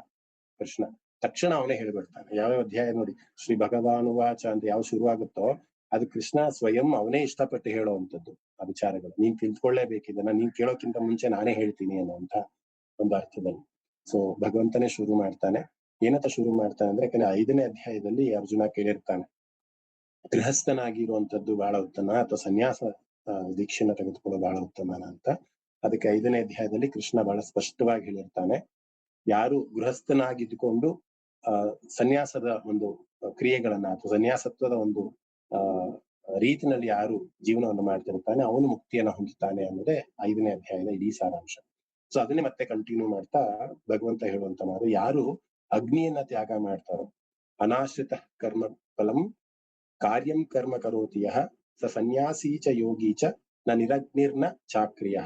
ನಿರಗ್ನಿ ಅಂದ್ರೆ ಅಗ್ನಿಯನ್ನ ತ್ಯಾಗ ಮಾಡೋದು. ಏನದು ಅಗ್ನಿಯನ್ನ ತ್ಯಾಗ ಮಾಡೋದು ಅಂದ್ರೆ ಏನು? ನಾವು ಪ್ರತಿದಿನ ಬೆಳಿಗ್ಗೆ ಎದ್ದ ತಕ್ಷಣ ನಾವು ಹೋಗಿ ಒಲೆಯನ್ನ ಹಚ್ತೀವಿ, ಗ್ಯಾಸ್ ಸ್ಟವ್ ಅನ್ನ ಹಚ್ತೀವಿ. ಯಾಕೆ ಅಂತ ಅಂದ್ರೆ ಕಾಫಿ ಮಾಡ್ಕೊಂಡು ಕುಡಿಬೇಕು, ಅಥವಾ ಬಿಸಿನೀರು ಕುಡಿಬೇಕು, ಅಥವಾ ಅಡಿಗೆ ಮಾಡ್ಬೇಕು. ಸೊ ಇಲ್ಲಿ ನಿರಗ್ನಿರ್ನ ಚಾಕ್ರಿಯ ಅಂದ್ರೆ ಅಗ್ನಿಯನ್ನ ತ್ಯಾಗ ಮಾಡೋದು. ಒಬ್ಬ ಸನ್ಯಾಸಿ ಆದವನು ಪ್ರತಿದಿನ ಹೋಗಿ ಒಲೆಯನ್ನ ಹಚ್ಚಲ್ಲ, ಯಾಕಂದ್ರೆ ಅವನು ಮನೆ ಅನ್ನೋದೇ ಇರಲ್ಲ. ಅವನು ಭಿಕ್ಷಾಟನೆಯನ್ನ ಮಾಡ್ಕೊಂಡು ಮನೆ ಮನೆಗೂ ಹೋಗಿ ಭಿಕ್ಷೆಯನ್ನ ಬೇಡಿ ತಿಂತಾ ಇರ್ತಾನೆ. ಅಂದ್ರೆ ಅವನು ಅಗ್ನಿಯನ್ನ ತ್ಯಜಿಸಿರ್ತಾನೆ, ಅದಕ್ಕೆ ಅವನು ಸನ್ಯಾಸಿ ಅಂತ ಕರೆಯೋದು. ಆದ್ರೆ ಒಬ್ಬ ಗೃಹಸ್ಥನಾದವನು ಪ್ರತಿದಿನ ಅವನು ಎದ್ದ ತಕ್ಷಣ ಮಾಡುವಂತದ್ದೇ ಆ ಅಗ್ನಿಯ ಒಂದು ಸಹಾಯದಿಂದ ಕಾಫಿಯನ್ನ ಅಥವಾ ಆಹಾರವನ್ನ ಬೇಯಿಸಿ ತಿಂತಾನೆ. ಅದು ಸಂಸಾರಿಯ ಒಂದು ಲಕ್ಷಣ. ಸೊ ಇಲ್ಲಿ ಕೃಷ್ಣ ಹೇಳ್ತಾ ಇರೋದೇನಂದ್ರೆ, ಅರ್ಜುನ ನೀನೇನಾದ್ರೂ ಅಗ್ನಿಯನ್ನ ತ್ಯಾಗ ಮಾಡಿ, ಅಂದ್ರೆ ನಾನು ಸನ್ಯಾಸಿ ಆಗ್ಬಿಡ್ತೀನಿ ಅಂತ ನೀನೇನಾದ್ರೂ ಅನ್ಕೊಂಡ್ರೆ, ಅಂದ್ರೆ ಬರೀ ಅಗ್ನಿಯನ್ನ ತ್ಯಾಗ ಮಾಡಿದ ತಕ್ಷಣ ನೀನ್ ಸನ್ಯಾಸಿ ಅಂತ ಆಗೋದಿಲ್ಲ. ಕರ್ಮ ಫಲ, ನಾನ್ ಮಾಡ್ತಾ ಇರುವಂತಹ ಕರ್ಮದಿಂದ, ನಾನು ಮಾಡ್ತಾ ಇರೋ ಕೆಲಸದಿಂದ ಯಾವುದೇ ಪ್ರತಿಫಲಾಪೇಕ್ಷೆಯನ್ನ ಪಡೆದಲೆ ಯಾರು ಕರ್ಮವನ್ನು ಮಾಡ್ತಾರೆ, ಯಾರು ಕರ್ತವ್ಯವನ್ನು ಮಾಡ್ತಾನೋ ಅವನು ನಿಜವಾದ ಸನ್ಯಾಸಿ ಅಂತ ಈ ಒಂದು ಶ್ಲೋಕದಲ್ಲಿ ಹೇಳುತ್ತೆ. ಯಾರು ಅಗ್ನಿಯನ್ನ ತ್ಯಾಗ ಮಾಡ್ತಾರೋ ಅವನು ಸನ್ಯಾಸಿ ಅಲ್ಲ, ಯಾರು ಕರ್ಮದ ಫಲವನ್ನ ತ್ಯಾಗ ಮಾಡಿ ಸದಾ ಕರ್ಮವನ್ನೇ ಮಾಡ್ತಿರ್ತಾನೆ, ಪ್ರತಿನಿತ್ಯ ಎದ್ದ ತಕ್ಷಣ ಅವನು ಕರ್ಮವನ್ನೇ ಮಾಡ್ಬೇಕು. ಮುಕ್ತಿಗೆ ಏಕೈಕ ಸಾಧನ ಅಂದ್ರೆ ಅದು ಕರ್ಮ. ಕರ್ಮ ಅಂತಂದ್ರೆ ಕೆಲಸ. ಯಾವ ರೀತಿಯ ಕರ್ಮ ಅನ್ನೋದು ಇಷ್ಟು ನಾನು ಪೀಠಿಕೆ ಎಲ್ಲ ಹೇಳಿದ್ದೇನೆ. ಯಾವ್ಯಾವ ರೀತಿ ಕರ್ಮ ಮಾಡಬೇಕು, ನಮ್ಮ ವ್ಯಕ್ತಿತ್ವವನ್ನು ಯಾವ ರೀತಿ ಇಟ್ಕೊಂಡಿರ್ಬೇಕು, ಮನಸ್ಸನ್ನ ಯಾವ ರೀತಿ ಇಟ್ಕೊಂಡಿರ್ಬೇಕು, ಏನೋ ಒಂದು ಕೇಳಿದಾಗ, ಏನೋ ಒಂದು ನೋಡಿದಾಗ ಎಲ್ಲವನ್ನೂ ಕೂಡ ಸಾತ್ವಿಕವಾಗಿ ಯೋಚನೆ ಮಾಡುವಂತಹ ಒಂದು ಮನಸ್ಥಿತಿ ಯಾವಾಗ ಬಂದ್ಬಿಡುತ್ತೋ ಅಂಥವನು ಸನ್ಯಾಸಿಯೇ. ಅವ್ನು ಸಂಸಾರಿ ಆಗಿದ್ರು ಕೂಡ ಸನ್ಯಾಸಿಯೇ. ಸೊ ಇಲ್ಲಿ ಆ ಭಗವಂತ ಶುರು ಮಾಡ್ತಾನೆ ಹೇಳ್ತಾನೆ, ಸನ್ಯಾಸತ್ವದ ಒಂದು ಮನಸ್ಥಿತಿಯನ್ನು, ಪ್ರತಿದಿನ ಕರ್ಮವನ್ನೇ ಮಾಡ್ಬೇಕು, ಕರ್ಮವನ್ನು ಬಿಟ್ಟು ಬೇರೆ ನೀನು ಮಾಡ್ದಲೆ ನಿಂಗೆ ಮುಕ್ತಿಯನ್ನ ಪಡ್ಕೊಳ್ಳೋದಕ್ಕೆ ಸಾಧ್ಯನೇ ಇಲ್ಲ. ಆದ್ರೆ ಯಾವ ರೀತಿಯ ಕರ್ಮವನ್ನು ಮಾಡ್ಬೇಕು, 10 ಜನಕ್ಕೆ ಒಳ್ಳೇದಾಗುವಂತಹ ಕೆಲಸವನ್ನು ಮಾಡ್ಬೇಕು, ನಿನ್ನ ಮನೆಗೆ ಒಳ್ಳೇದಾಗುವಂತ ಕೆಲಸ ಮಾಡ್ಬೇಕು, ನಿನ್ನ ಆಲೋಚನೆಗಳು, ನಿನ್ನ ಭಾವ ಭಾವ, ನಿನ್ನ ಕರ್ಮ ಪ್ರತಿಯೊಂದು ಕೂಡ ಭಗವಂತನಿಗೆ ಅರ್ಪಣೆ ಮಾಡಿ ಮಾಡ್ತೀನಿ ಅನ್ನುವಂತಹ ರೀತಿಯಲ್ಲಿ ನಿನ್ನ ಕರ್ಮಗಳೇ ಮಾಡಿದ್ದಲ್ಲಿ ನೀನು ಗೃಹಸ್ಥನಾಗಿದ್ರು ಕೂಡ ನೀನು ಸನ್ಯಾಸಿಯಾಗೆ ಇದ್ದು ಮುಕ್ತಿಯನ್ನ ಪಡಿತೀಯ ಅಂತ ಇಲ್ಲಿ ಕೃಷ್ಣ ಆರಂಭವನ್ನು ಮಾಡ್ತಾನೆ.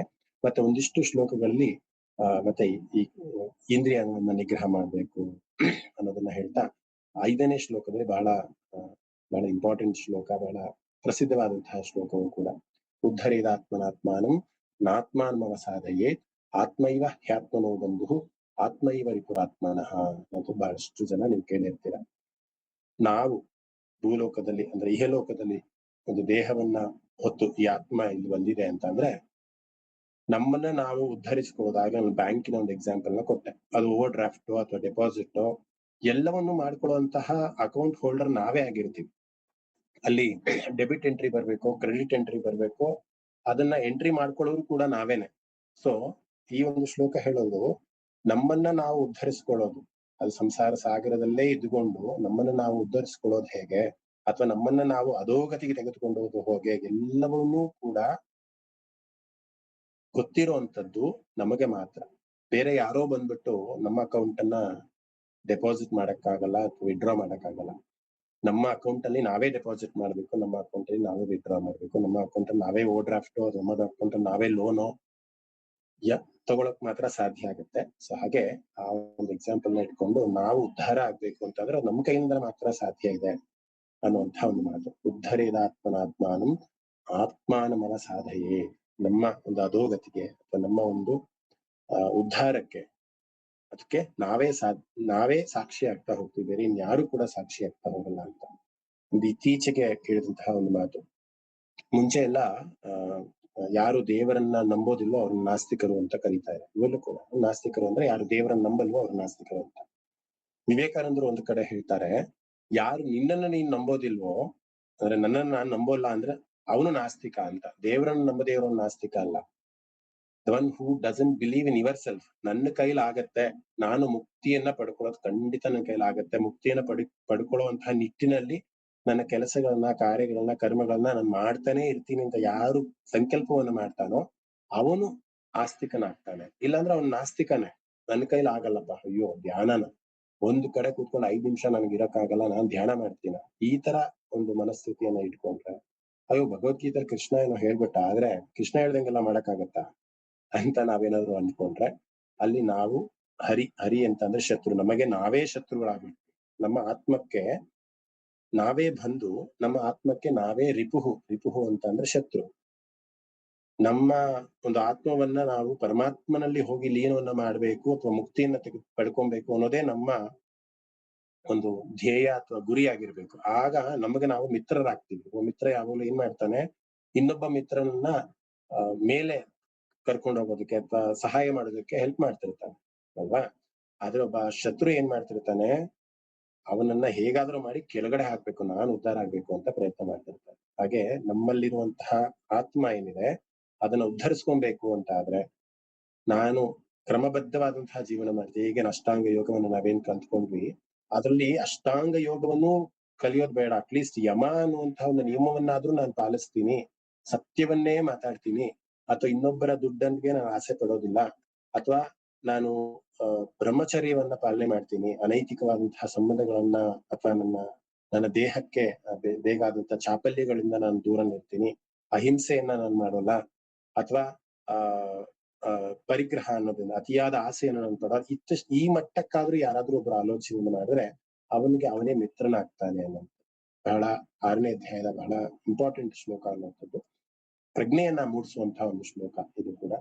ಸಾಂಸಾರಿಕ ಜೀವನದಲ್ಲಿ ಇದ್ಕೊಂಡು ಕೂಡ ನಾವು ಮುಕ್ತಿಯನ್ನ ಪಡೆಯೋದಕ್ಕೆ ಸಾಧ್ಯ ಆಗತ್ತೆ ಅನ್ನೋದನ್ನ ತಿಳಿಸುವಂತಹ ಶ್ಲೋಕ. ಎಲ್ಲರೂ ಕೂಡ ಗೃಹಸ್ಥಾಶ್ರಮದಲ್ಲಿ ಇದ್ದುಕೊಂಡೇ ಮುಕ್ತಿಯನ್ನ ಬೇಗ ಸಾಧಿಸಬಹುದು ಅನ್ನೋದು ಕೃಷ್ಣ 5ನೇ ಅಧ್ಯಾಯದಲ್ಲಿ ಹೇಳ್ತಾ ಹೋಗ್ತಾನೆ. ಸನ್ಯಾಸಿ ಜೋಳಿಗೆಯನ್ನ ಇಟ್ಕೊಂಡು ಮನೆಗೆ ಹೋಗಿ ಭಿಕ್ಷಾಟನೆ ಮಾಡ್ಕೊಂಡು ತನ್ನ ಹೊಟ್ಟೆಯನ್ನ ಹೊರ್ಕೊಂತಾನೆ. ಆದ್ರೆ ಅವನು ಒಂದು ಕಡೆ ಕೂತ್ಕೊಂಡು ಪರಮಾತ್ಮನಲ್ಲಿ ಸ್ಥಿತನಾದ್ರೆ ಮಾತ್ರ ಅವನು ಸನ್ಯಾಸಿ ಅಂತ ಹೇಳಿಸ್ಕೊಳಕ್ಕಾಗತ್ತೆ. ಆದ್ರೆ ಒಬ್ಬ ಸಂಸಾರದಲ್ಲಿ ಇದ್ದವನು 10 ಜನನ ಸಾಕುವಂತ ಒಂದು ಜವಾಬ್ದಾರಿಯನ್ನ ಅವನು ತೆಗೆದುಕೊಂಡಿರ್ತಾನೆ. ಒಂದಿಷ್ಟು ರೆಸ್ಪಾನ್ಸಿಬಲ್ ಆಗಿ ಜೀವನವನ್ನ ಮಾಡ್ತಿರ್ತಾನೆ. ಅವನು ಆಫೀಸ್ಗೆ ಹೋದಾಗ ಆಫೀಸ್ ರೆಸ್ಪಾನ್ಸಿಬಲ್ ನ ಅವನು ಗಣನೆಗೆ ತೆಗೆದುಕೊಂಡಿರ್ತಾನೆ. ಸಂಸಾರ ಅಂದಾಗ ಹೆಂಡತಿ ಮಕ್ಕಳ ಒಂದು ಜವಾಬ್ದಾರಿಯನ್ನು ತೆಗೆದುಕೊಂಡಿರ್ತಾನೆ. ಆ ಎಲ್ಲಾ ಜವಾಬ್ದಾರಿಗಳಲ್ಲಿ ಕರ್ಮಗಳನ್ನ ಮಾಡುವಂತದ್ದೇ ಮುಕ್ತಿಗೆ ಸುಲಭವಾದಂತಹ ಸಾಧನ ಅಥವಾ ಸುಲಭವಾದಂತಹ ಒಂದು ದಾರಿ ಅನ್ನೋದನ್ನ ಈ ಒಂದು ಶ್ಲೋಕದಲ್ಲಿ ಬಹಳ ಅಚ್ಚುಕಟ್ಟಾಗಿ ಕೃಷ್ಣ ಹೇಳ್ತಾ ಹೋಗ್ತಾನೆ. ಸೊ ಹಾಗೆ ನಾವು ಸದಾ ನಮಗೆ ನಾವು ಬಂಧುಗಳೇ ಆಗ್ಬೇಕು ಹೊರತು ನಮಗೆ ನಾವು ಶತ್ರುಗಳಾಗೋದ್ರಲ್ಲಿ ಯಾವುದೇ ಒಂದು ಇದಿಲ್ಲ. ಸೊ ಯಾವ ರೀತಿಯ ಕರ್ಮಗಳನ್ನ ಮಾಡ್ಬೇಕು, ಜಿತಾತ್ಮನಃ ಪ್ರಶಾಂತಸ್ಯ ಪರಮಾತ್ಮ ಸಮಾಹಿತಃ ಶೀತೋಷ್ಣ ಸುಖ ದುಃಖೇಶು ತಥಾ ಮಾನಾಪಮಾನಯೋಃ ಅಂತ ಒಂದು ಶ್ಲೋಕ ಬರುತ್ತೆ. ಶೀತ, ಉಷ್ಣ, ಸುಖ, ದುಃಖ ಇತ್ಯಾದಿಗಳು ಪ್ರತಿಯೊಬ್ಬ ಮನುಷ್ಯನಿಗೂ ಕೂಡ ಬಂದೇ ಬರುತ್ತೆ. ಮಾನ ಅಪಮಾನಗಳು ಕೂಡ ಬಂದೇ ಬರುತ್ತೆ. ಅಂತಃಕರಣದಲ್ಲಿ ಅಂತ ಒಂದು ವ್ಯಕ್ತಿತ್ವದಲ್ಲಿ ಸಂಪೂರ್ಣನಾಗಿ ಶಾಂತನಾದವನು ಅನ್ನುವಂಥವನು ಯಾರೂ ಇಲ್ಲ. ಸೊ ಆ ಒಂದು ಮನಸ್ಥಿತಿಗೆ ನಾವು ಹೋಗ್ಬೇಕು. ಆ ಸಚ್ಚಿದಾನಂದ ಘನ ಪರಮಾತ್ಮನ ನಾವು ಸಾಕ್ಷಾತ್ ಹೋಗಿ ಸ್ಪರ್ಶ ಮಾಡ್ಬೇಕು, ಅವನಲ್ಲಿ ನಾವು ತಲ್ಲೀನರಾಗ್ಬೇಕು ಅಂತ ಮನಸ್ಥಿತಿ ಯಾರಿಗಿರುತ್ತೋ ಅಂಥವನು ಈ ಶೀತ ಮತ್ತೆ ಉಷ್ಣ ಅಥವಾ ಸುಖ ಮತ್ತೆ ದುಃಖ ಇತ್ಯಾದಿಗಳನ್ನು ಸಮನಾಗಿ ಸ್ವೀಕಾರ ಮಾಡ್ತಾನೆ. ಮಾನ ಅಪಮಾನಗಳನ್ನು ಕೂಡ ಸಮನಾಗಿ ಸ್ವೀಕಾರ ಮಾಡ್ತಾನೆ. ಅಂತಹ ಒಂದು ಮನಸ್ಥಿತಿಯನ್ನ ನೀವು ತೆಗೆದುಕೊಳ್ಬೇಕು ಅರ್ಜುನ ಅಂತ ಇಲ್ಲಿ ಕೃಷ್ಣ ಬೋಧನೆಯನ್ನು ಮಾಡ್ತಾ ಇರೋಂಥ. ಯಾರೋ ಅನ್ಮ್ಯೂಟ್ ಮಾಡ್ಕೊಂಡಿದ್ದಾರೆ, ದಯವಿಟ್ಟು ಮ್ಯೂಟ್ ಮಾಡ್ಕೊಳ್ಳಿ. ನಾನೇ ಮ್ಯೂಟ್ ಮಾಡ್ತೀನಿ. ಓಕೆ, ಮ್ಯೂಟ್ ಮಾಡ್ಕೊಳ್ಳಿ.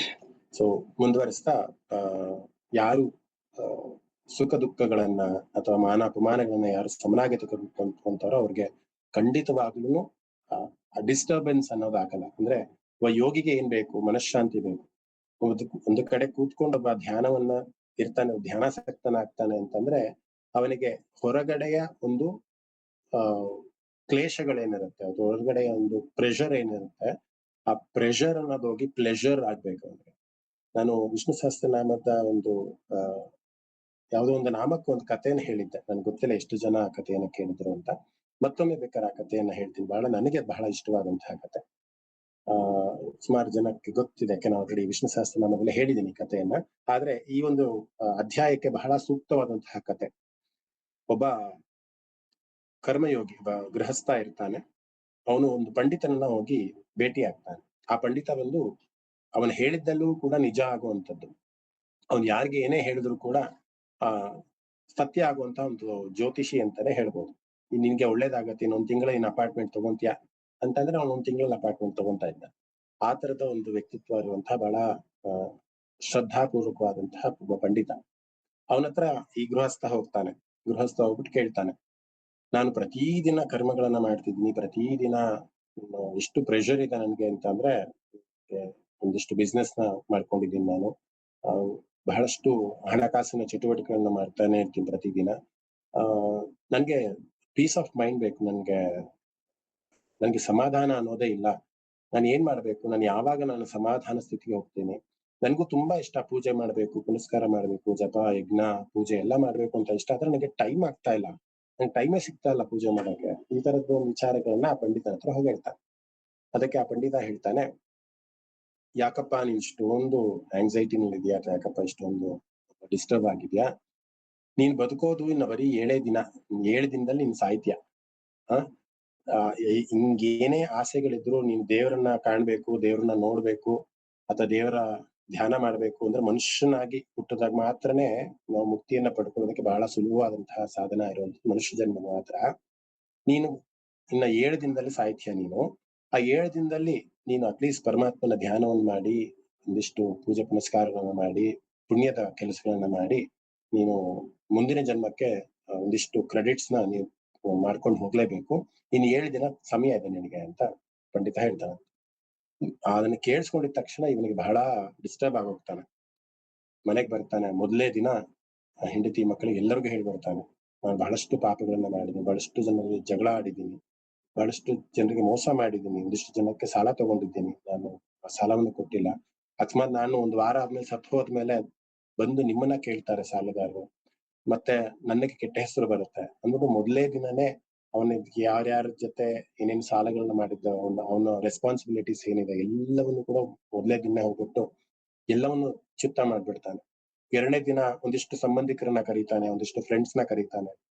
ಅವ್ರು ಯಾರ ಜೊತೆ ಜಗಳ ಆಡಿದ್ದ, ಯಾರ ಜೊತೆ ಮುನ್ಸ್ಕೊಂಡಿದ್ದ, ಅಥವಾ ಕಹಿಯಾದ ಅನುಭವಗಳನ್ನ ಅನುಭವಿಸಿದ್ದ, ಅವ್ರೆಲ್ಲರ ಹತ್ರ ಹೋಗ್ಬಿಟ್ಟು ಸಾರಿ ಕೇಳ್ತಾನೆ. ದಯವಿಟ್ಟು ನನ್ನ ಕ್ಷಮಿಸ್ಬಿಡಿ. ನನ್ನ ಜೀವಾವಧಿಯಲ್ಲಿ ನಾನು ಮಾಡಿದಂತಹ ತಿಳಿದೇನೋ ಮಾಡಿದಂತಹ ತಪ್ಪುಗಳನ್ನ ನನಗೆ ದಯವಿಟ್ಟು ನಮ್ಮನ್ನ ಕ್ಷಮಿಸ್ಬಿಡಿ ಅಂತ ಬಹಳ ಇದು ಡೌನ್ ಟು ಅರ್ತ್ ಅಂತಾರಲ್ಲ ಆ ರೀತಿ ಎಲ್ಲರನ್ನೂ ಸಂತೈಸ್ತಾನೆ, ಎಲ್ಲರನ್ನೂ ಪ್ರೀತಿಯಿಂದ ಕಾಣ್ತಾನೆ. ಆ 3ನೇ ದಿನ ಬರುತ್ತೆ. ಆ ಮಕ್ಕಳಿಗೆ ಏನ್ ಮಾಡ್ಬೇಕು, ಮಕ್ಕಳಿಗೆ ಯಾವ ರೀತಿ ರೆಸ್ಪಾನ್ಸಿಬಲ್ ಆಗಿರೋ ತರ ಮಾಡ್ಬೇಕು ಎಲ್ಲವನ್ನೂ ಕೂಡ ಬುದ್ಧಿ ಹೇಳ್ತಾನೆ. ಅವನಲ್ಲಿದ್ದಂತ ಎಲ್ಲಾ ರೆಸ್ಪಾನ್ಸಿಬಿಲಿಟೀಸ್‌ನ ಹಾಗೆ ಕಡಿಮೆ ಮಾಡ್ಕೊಂತ ಬರ್ತಾನೆ. 6ನೇ ದಿನ ಬರುತ್ತೆ. 7ನೇ ದಿನಕ್ಕೆ ಮತ್ತೆ ಓಡಿ ಬರ್ತಾನೆ ಪಂಡಿತನ ಹತ್ರ. ಪಂಡಿತನ ಹತ್ರ ಬಂದು ಹೇಳ್ತಾನೆ, ಮಹೋದಯ 7ನೇ ದಿನ ಬಂದ್ಬಿಡ್ತು, ಇವತ್ತೇ ನಾನ್ ಸಾಯೋದು ಅಂತ. ಅದಕ್ಕೆ ಆ ಪಂಡಿತ ಹೇಳ್ತಾನೆ, 7 ದಿನ ಸಮಯ ಇತ್ತು ನಿನಗೆ ದೇವರ ಧ್ಯಾನ ಮಾಡೋದಕ್ಕೆ, ಮುಕ್ತಿಯನ್ನ ಪ್ರಾಪ್ತಿ ಮಾಡ್ಕೊಳ್ಳೋದಕ್ಕೆ. 7 ದಿನಗಳು ನೀನು ಪೂಜೆ ಪುನಸ್ಕಾರ, ಹೋಮ, ಯಜ್ಞ, ದಾನ ಇವೆಲ್ಲವೂ ಕೂಡ ಏನಾದ್ರು ಮಾಡಿದ್ಯಾ ನೀನು ಅಂತ. ಅದಕ್ಕೆ ಅವನು ಹೇಳ್ತಾನೆ, ಇಲ್ಲ ನಾನು ಇಷ್ಟು ದಿನ ಏನೇನು ರೆಸ್ಪಾನ್ಸಿಬಲ್ ಆಗಿ ಅಂದ್ರೆ ಟೆನ್ಷನ್ ನ ತಗೊಂಡಿದ್ದೆ, ನನ್ನ ಜವಾಬ್ದಾರಿಗಳನ್ನ ತಗೊಂಡಿದ್ದೆ, ಅದೆಲ್ಲವನ್ನು ಕೂಡ ಪರಿಹಾರ ಮಾಡಿ ಬಂದೆ. ಎಲ್ಲರಿಗೂ ಕೂಡ ಸಾರಿ ಕೇಳ್ದೆ, ಜಗಳ ಆಡ್ದವ್ರ ಹತ್ರೆಲ್ಲ ಮತ್ತೆ ನನ್ನ ಫ್ರೆಂಡ್ ಆದೆ. ಅದಿಷ್ಟು ಸಾಲಗಳು ಮೋಸಗಳನ್ನ ಮಾಡಿದ್ದೆ, ಅವ್ರಿಗೆಲ್ಲರಿಗೂ ಕೂಡ ನಾನು ಚಿತ್ತ ಮಾಡ್ಬಿಟ್ಟೆ. ಇವಾಗ ನಾನು ನಿರಾಳವಾಗಿದ್ದೀನಿ, ತುಂಬಾ ಸಮಾಧಾನ ಚಿತ್ತದಿಂದ ಇದ್ದೀನಿ ನಾನು. ನನಗೆ ಯಾವುದೇ ಟೆನ್ಷನ್ಸ್ ಇಲ್ಲ, ನನ್ಗೆ ಯಾವುದೇ ಇಲ್ಲ. ಈಗ ನಾನು ಒಂದ್ ಕಡೆ ಕುತ್ಕೊಂಡು ಒಂದ್ 5 ನಿಮಿಷ ಕಣ್ಮುಚ್ಕೊಂಡು ಕೂತ್ಕೊಂಡ್ರೆ ನನಗೆ ಯಾವುದೇ ಆಂಗ್ಸೈಟಿ ಇಲ್ಲ, ಟೆನ್ಷನ್ ಇಲ್ಲ. ಆ ಸ್ಥಿತಿಗೆ ಬರೋದಕ್ಕೆ ನಂಗೆ 6 ದಿನ ಬೇಕಾಯ್ತು. ಇನ್ನ ಪರಮಾತ್ಮನ ಧ್ಯಾನ ನಾನು ಯಾವಾಗ ಮಾಡ್ಲಿ? ನನ್ ಪರಮಾತ್ಮನ ಧ್ಯಾನ ಮಾಡಕ್ ಒಂದ್ ಸಮಯನೇ ಸಿಗ್ಲಿಲ್ಲ ಅಂತ ಹೇಳ್ತಾನಂತೆ. ಅದಕ್ಕೆ ಆ ಪಂಡಿತ ಮತ್ತೆ ಹೇಳ್ತಾನಂತೆ, ಯೋಚನೆ ಮಾಡ್ಬೇಡ, ಇನ್ನು ಬಹಳಷ್ಟು ವರ್ಷಗಳು ನೀನು ಇಲ್ಲೇ ಇದ್ದು ಪರಮಾತ್ಮನ ಧ್ಯಾನವನ್ನು ಮಾಡ್ತಾ ಹೋಗು ಅಂತ. ಅದಕ್ಕೆ ಇವನಿಗೆ ಆಶ್ಚರ್ಯ ಆಗುತ್ತೆ. ಮಹೋದಯ ನೀವ್ ಹೇಳಿದ್ರಿ, ನಾನ್ 7 ದಿನ 7 ದಿನದಲ್ಲಿ ನೀನ್ ಸಾಯ್ತೀಯ ಅಂತ ನೀವ್ ಹೇಳಿದ್ರಿ ಒಂದ್ ವಾರದ ಮುಂಚೆ. ಈಗ 7ನೇ ದಿನ ಬಂದೇ ಬಿಡ್ತಾ ಆಗ್ಲೇ. ನಾನಿವತ್ತು ಸಾಯ್ತೀನಿ.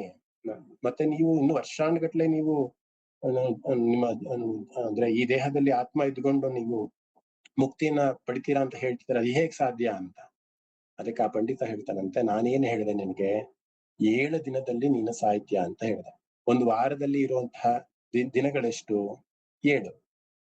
ಸೋಮವಾರ, ಮಂಗಳವಾರ, ಬುಧವಾರ, ಗುರುವಾರ, ಶುಕ್ರವಾರ, ಶನಿವಾರ, ಭಾನುವಾರ. 7 ದಿನಗಳು. ನಾನೇನಂತ ಹೇಳ್ದೆ ನಿನ್ಗೆ? 7 ದಿನದಲ್ಲಿ ನೀನು ಸಾಯ್ತೀಯ ಅಂತ. ಆ 7 ದಿನದಲ್ಲಿ ಯಾವತ್ತಾದ್ರೂ ಸಾಯ್ಬೋದು. ಇಡೀ ಸೃಷ್ಟಿ ಅಥವಾ ಇಡೀ ಪ್ರಪಂಚ, ನಾನಾಗಿರ್ಬೋದು, ನೀವಾದ್ರು, ಪ್ರಾಣಿ ಪಕ್ಷಿ ಎಲ್ಲರೂ ಕೂಡ ಆ 7 ದಿನದಲ್ಲೇ ಸಾಯೋದು. ಅದನ್ನ ನಾನ್ ಹೇಳ್ದೆ ಅಷ್ಟೇ ಅಂತ ಹೇಳ್ತಾರಂತೆ. ಆಗ ಅವನಿಗೆ ಒಂದಿಷ್ಟು ಸಮಾಧಾನ ಆಗತ್ತಂತೆ. ಎಲ್ಲರೂ ಕೂಡ 7 ದಿನದಲ್ಲೇ ಸಾಯೋದು. 7 ದಿನದಲ್ಲಿ ಯಾವುದೋ ಒಂದಿನ ಸಾಯ್ತಾರಲ್ವಾ? ಭಾನುವಾರನೋ, ಸೋಮವಾರನೋ, ಮಂಗಳವಾರ ಸಾಯ್ತಾರೆ.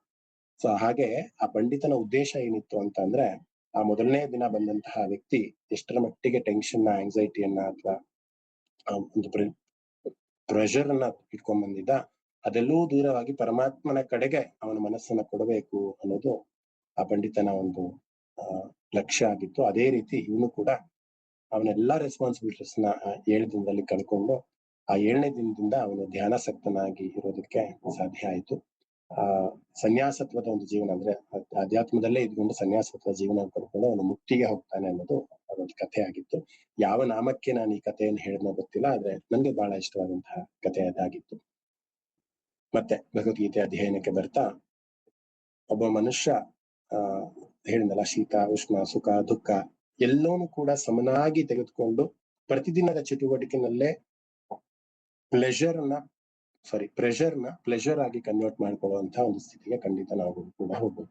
ಕೃಷ್ಣ ಹೇಳ್ತಾ ಇರೋದು ಇಲ್ಲೇ ಒಬ್ಬ ಆ ಧ್ಯಾನಾಸಕ್ತನಾಗಬೇಕು, ಧ್ಯಾನವನ್ನು ಮಾಡಬೇಕು, ಧ್ಯಾನ ಯೋಗದಲ್ಲಿ ಅವನು ತಲ್ಲೀನನಾಗಬೇಕು ಅನ್ನುವಂತಹ ಅವನ ಮನಸ್ಥಿತಿ ಯಾವ ರೀತಿ ಇರಬೇಕು ಅಂತ ಅಂದ್ರೆ, ಮಾನ ಅಪಮಾನಗಳು, ಸುಖ ದುಃಖಗಳು, ಶೀತ ಉಷ್ಣಗಳು ಯಾವುದಕ್ಕೂ ಕೂಡ ಸಮನಾಗಿ ತೆಗೆದುಕೊಳ್ಳುವಂತ, ಓಕೆ ಇದು ನನಗೆ ಬಂದಿದೆನಾ, ಈ ಕಷ್ಟ ನನಗೆ ಬಂದಿದೆ, ಇದನ್ನ ನಾನು ಸ್ವೀಕಾರ ಮಾಡ್ತೀನಿ ಅನ್ನುವಂತ ಮನೋಭಾವದಲ್ಲಿ ಯಾರು ತೆಗೆದುಕೊಂಡು ಜೀವನವನ್ನು ಮಾಡ್ತಾನೆ, ಅವನ ಮನಸ್ಸು ಕೂಡ ಅಷ್ಟೇ ನಿರಾಳವಾಗಿರುತ್ತೆ ಅಂತ ಹೇಳ್ತಾ, ಶುಚೌ ದೇಶೇ ಪ್ರತಿಷ್ಠಾಪ್ಯ ಸ್ಥಿರ ಮಾನಸ ಮಾತ್ಮನಃ ನಾತ್ಯಶ್ಚಿತಂ ನಾತಿ ನೀಚಂ ಚೈಲಾಜಿನ ಕುಶೋತ್ತರಂ ಅಂತ ಒಂದು ಶ್ಲೋಕ ಬರುತ್ತೆ. 11ನೇ ಶ್ಲೋಕ. ಯಾವ ರೀತಿ ಧ್ಯಾನದಲ್ಲಿ ಕೂತ್ಕೊಬೇಕು, ಶುದ್ಧವಾದಂತಹ ಒಂದು ಭೂಮಿ ಅಥವಾ ಶುದ್ಧವಾದಂತಹ ಒಂದು ವಾತಾವರಣದಲ್ಲಿ ಕ್ರಮಬದ್ಧವಾದಂತಹ ಒಂದು ದರ್ಬೆ, ಈಗ ದರ್ಬೆ ಹುಲ್ಲು ಎಲ್ಲ ಸಿಗಲ್ಲ, ಈಗ ಒಳ್ಳೊಳ್ಳೆ ಆಸನಗಳು ಸಿಗುತ್ತೆ, ಆ ದರ್ಬೆಯ ಮೇಲೆ ಅಥವಾ ಮೃಗದ ಒಂದು ಚರ್ಮದ ಮೇಲೆ ಆಗಿನ ಕಾಲದಲ್ಲಿ ಕೂತ್ಕೊಂತ ಇದ್ರು, ಅಥವಾ ಒಂದು ಸಮವಸ್ತ್ರವನ್ನ ಧರಿಸಿ ಒಂದು ಎತ್ತರ ಜಾಗ ಅಂದ್ರೆ ತಾವು ಕೂತ್ಕೊಳ್ಳುವಂತಹ ಜಾಗ ಎತ್ತರವಾಗಿರ್ಬೇಕು. ತುಂಬಾ ತಗ್ಗಿನ ಪ್ರದೇಶದಲ್ಲಿ ಕೂತ್ಕೊಂಡ್ರೆ ದೈಹಿಕವಾಗಿ ಧ್ಯಾನಾಸಕ್ತರಾಗೋದಕ್ಕೆ ಅಶಕ್ತ ಅನ್ನುವಂತಹ ರೀತಿಯಲ್ಲಿ ಒಂದು ಆಸನವನ್ನು ಮಾಡಿಕೊಂಡು ನಾವು ಕೂತ್ಕೊಬೇಕು. ಅದು ಯಾವ ರೀತಿ ನಮ್ಮ ದೈಹಿಕವಾದಂತಹ ಇದಿರ್ಬೇಕು ಅಂತಂದ್ರೆ, ಕುತ್ತಿಗೆ ಬಹಳ ಸ್ಟ್ರೈಟ್ ಆಗಿಟ್ಕೊಂಡು ನಮ್ಮ ಚಿತ್ತವನ್ನ ಏಕೀಕರಣಗೊಳಿಸಿ, ನನ್ನ ಮನಸ್ಸನ್ನ ಏಕೀಕರಣಗೊಳಿಸಿ ಆ ಒಂದು ಧ್ಯಾನಾಸಕ್ತರಾಗಿ ನಾವು ಕೂತ್ಕೊಬೇಕು ಅನ್ನೋದನ್ನ ಒಂದಿಷ್ಟು ಶ್ಲೋಕದಲ್ಲಿ ಯಾವ ರೀತಿ ಧ್ಯಾನವನ್ನು ಮಾಡೋದು ನೋಡಿ. ನೀವು ಯಾವುದೇ ಮೆಡಿಟೇಷನ್ ಕ್ಲಾಸಸ್ ಹೋಗಿ ಅಥವಾ ಯಾವುದೇ ಥೆರಪಿ ಕ್ಲಾಸಸ್ ಹೋಗಿ ಯಾರು ಕೂಡ ಇಷ್ಟು ವಿಸ್ತಾರವಾಗಿ ಖಂಡಿತ ಯಾರು ಹೇಳೋದಿಲ್ಲ. ಸಮಂ ಕಾಯೋ ಶಿರೋ ಗ್ರೀವಂ ಧಾರೆಯನ್ನ ಅಚಲಂ ಸ್ಥಿರ ಅಂತ. ತಲೆ ಶರೀರ ಸ್ಟ್ರೈಟ್ ಆಗಿರ್ಬೇಕು, ಕುತ್ತಿಗೆ ನೇರವಾಗಿರ್ಬೇಕು, ಅಚಲವಾಗಿರ್ಬೇಕು, ಸ್ಥಿರವಾಗಿರ್ಬೇಕು. ಮೂಗಿನ ತುದಿಯನ್ನ, ನಮ್ಮ ದೃಷ್ಟಿ ಮೂಗಿನ ತುದಿಯನ್ನೇ ನೋಡ್ತಿರ್ಬೇಕು ಅನ್ನೋದು. ನಾಸಿಕಾಗ್ರಂ ಸ್ವಂ ಅಂದ್ರೆ ನಾಸಿಕವನ್ನೇ, ಮೂಗಿನ ತುದಿಯನ್ನ ದೃಷ್ಟಿಸಿ ಯಾರು ಏಕಚಿತ್ತನಾಗಿರ್ತಾರೆ, ಬೇರೆ ದಿಕ್ಕುಗಳ ಕಡೆ ಯಾರು ನೋಡ್ದಲೇ ಇರ್ತಾರೆ. ಇಷ್ಟರ ಮಟ್ಟಿಗೆ ಕೃಷ್ಣ ಪರಮಾತ್ಮನೇ ಹೇಳ್ತಾನೆ ಅಂತಂದ್ರೆ, ನಾವು ಅವನ ಮಾತನ್ನೇ ಕೇಳಲಿಲ್ಲ ಅಂದ್ರೆ ಇನ್ ಯಾರ ಮಾತನ್ನ ನಾವು ಕೇಳ್ಬೇಕು? ಯಾವ ರೀತಿ ಕೂತ್ಕೊಬೇಕು, ಯಾವ ರೀತಿ ಆಸನವನ್ನ ಹಾಕೊಳ್ಬೇಕು, ವಾತಾವರಣ ಯಾವ ರೀತಿ ಇರಬೇಕು, ತಲೆಯನ್ನ ಯಾವ ರೀತಿ ಇಟ್ಕೊಂಡಿರ್ಬೇಕು, ಪ್ರತಿಯೊಂದನ್ನು ಕೂಡ ಎಳೆಯಾಗಿ ಕೃಷ್ಣ ಧ್ಯಾನವನ್ನ ಯಾವ ರೀತಿ ಮಾಡ್ಬೇಕು ಅನ್ನೋದನ್ನ ಕೃಷ್ಣ ಹೇಳ್ತಾ ಹೋಗ್ತಾ ಹೋಗ್ತಾ ಒಂದಿಷ್ಟು ಶ್ಲೋಕಗಳು ಅದನ್ನೇ ಹೇಳುತ್ತೆ. ಯಾವ ರೀತಿ ನಾವು ಧ್ಯಾನಾಸಕ್ತರಾಗಿರ್ಬೇಕಾದ್ರೆ ಯಾವ ರೀತಿ ಕೂತ್ಕೋಬೇಕು. ಮತ್ತೆ ಇನ್ನಿಷ್ಟು ಶ್ಲೋಕಗಳು ಹೇಳ್ತಾ ಹೋಗ್ತಾರೆ.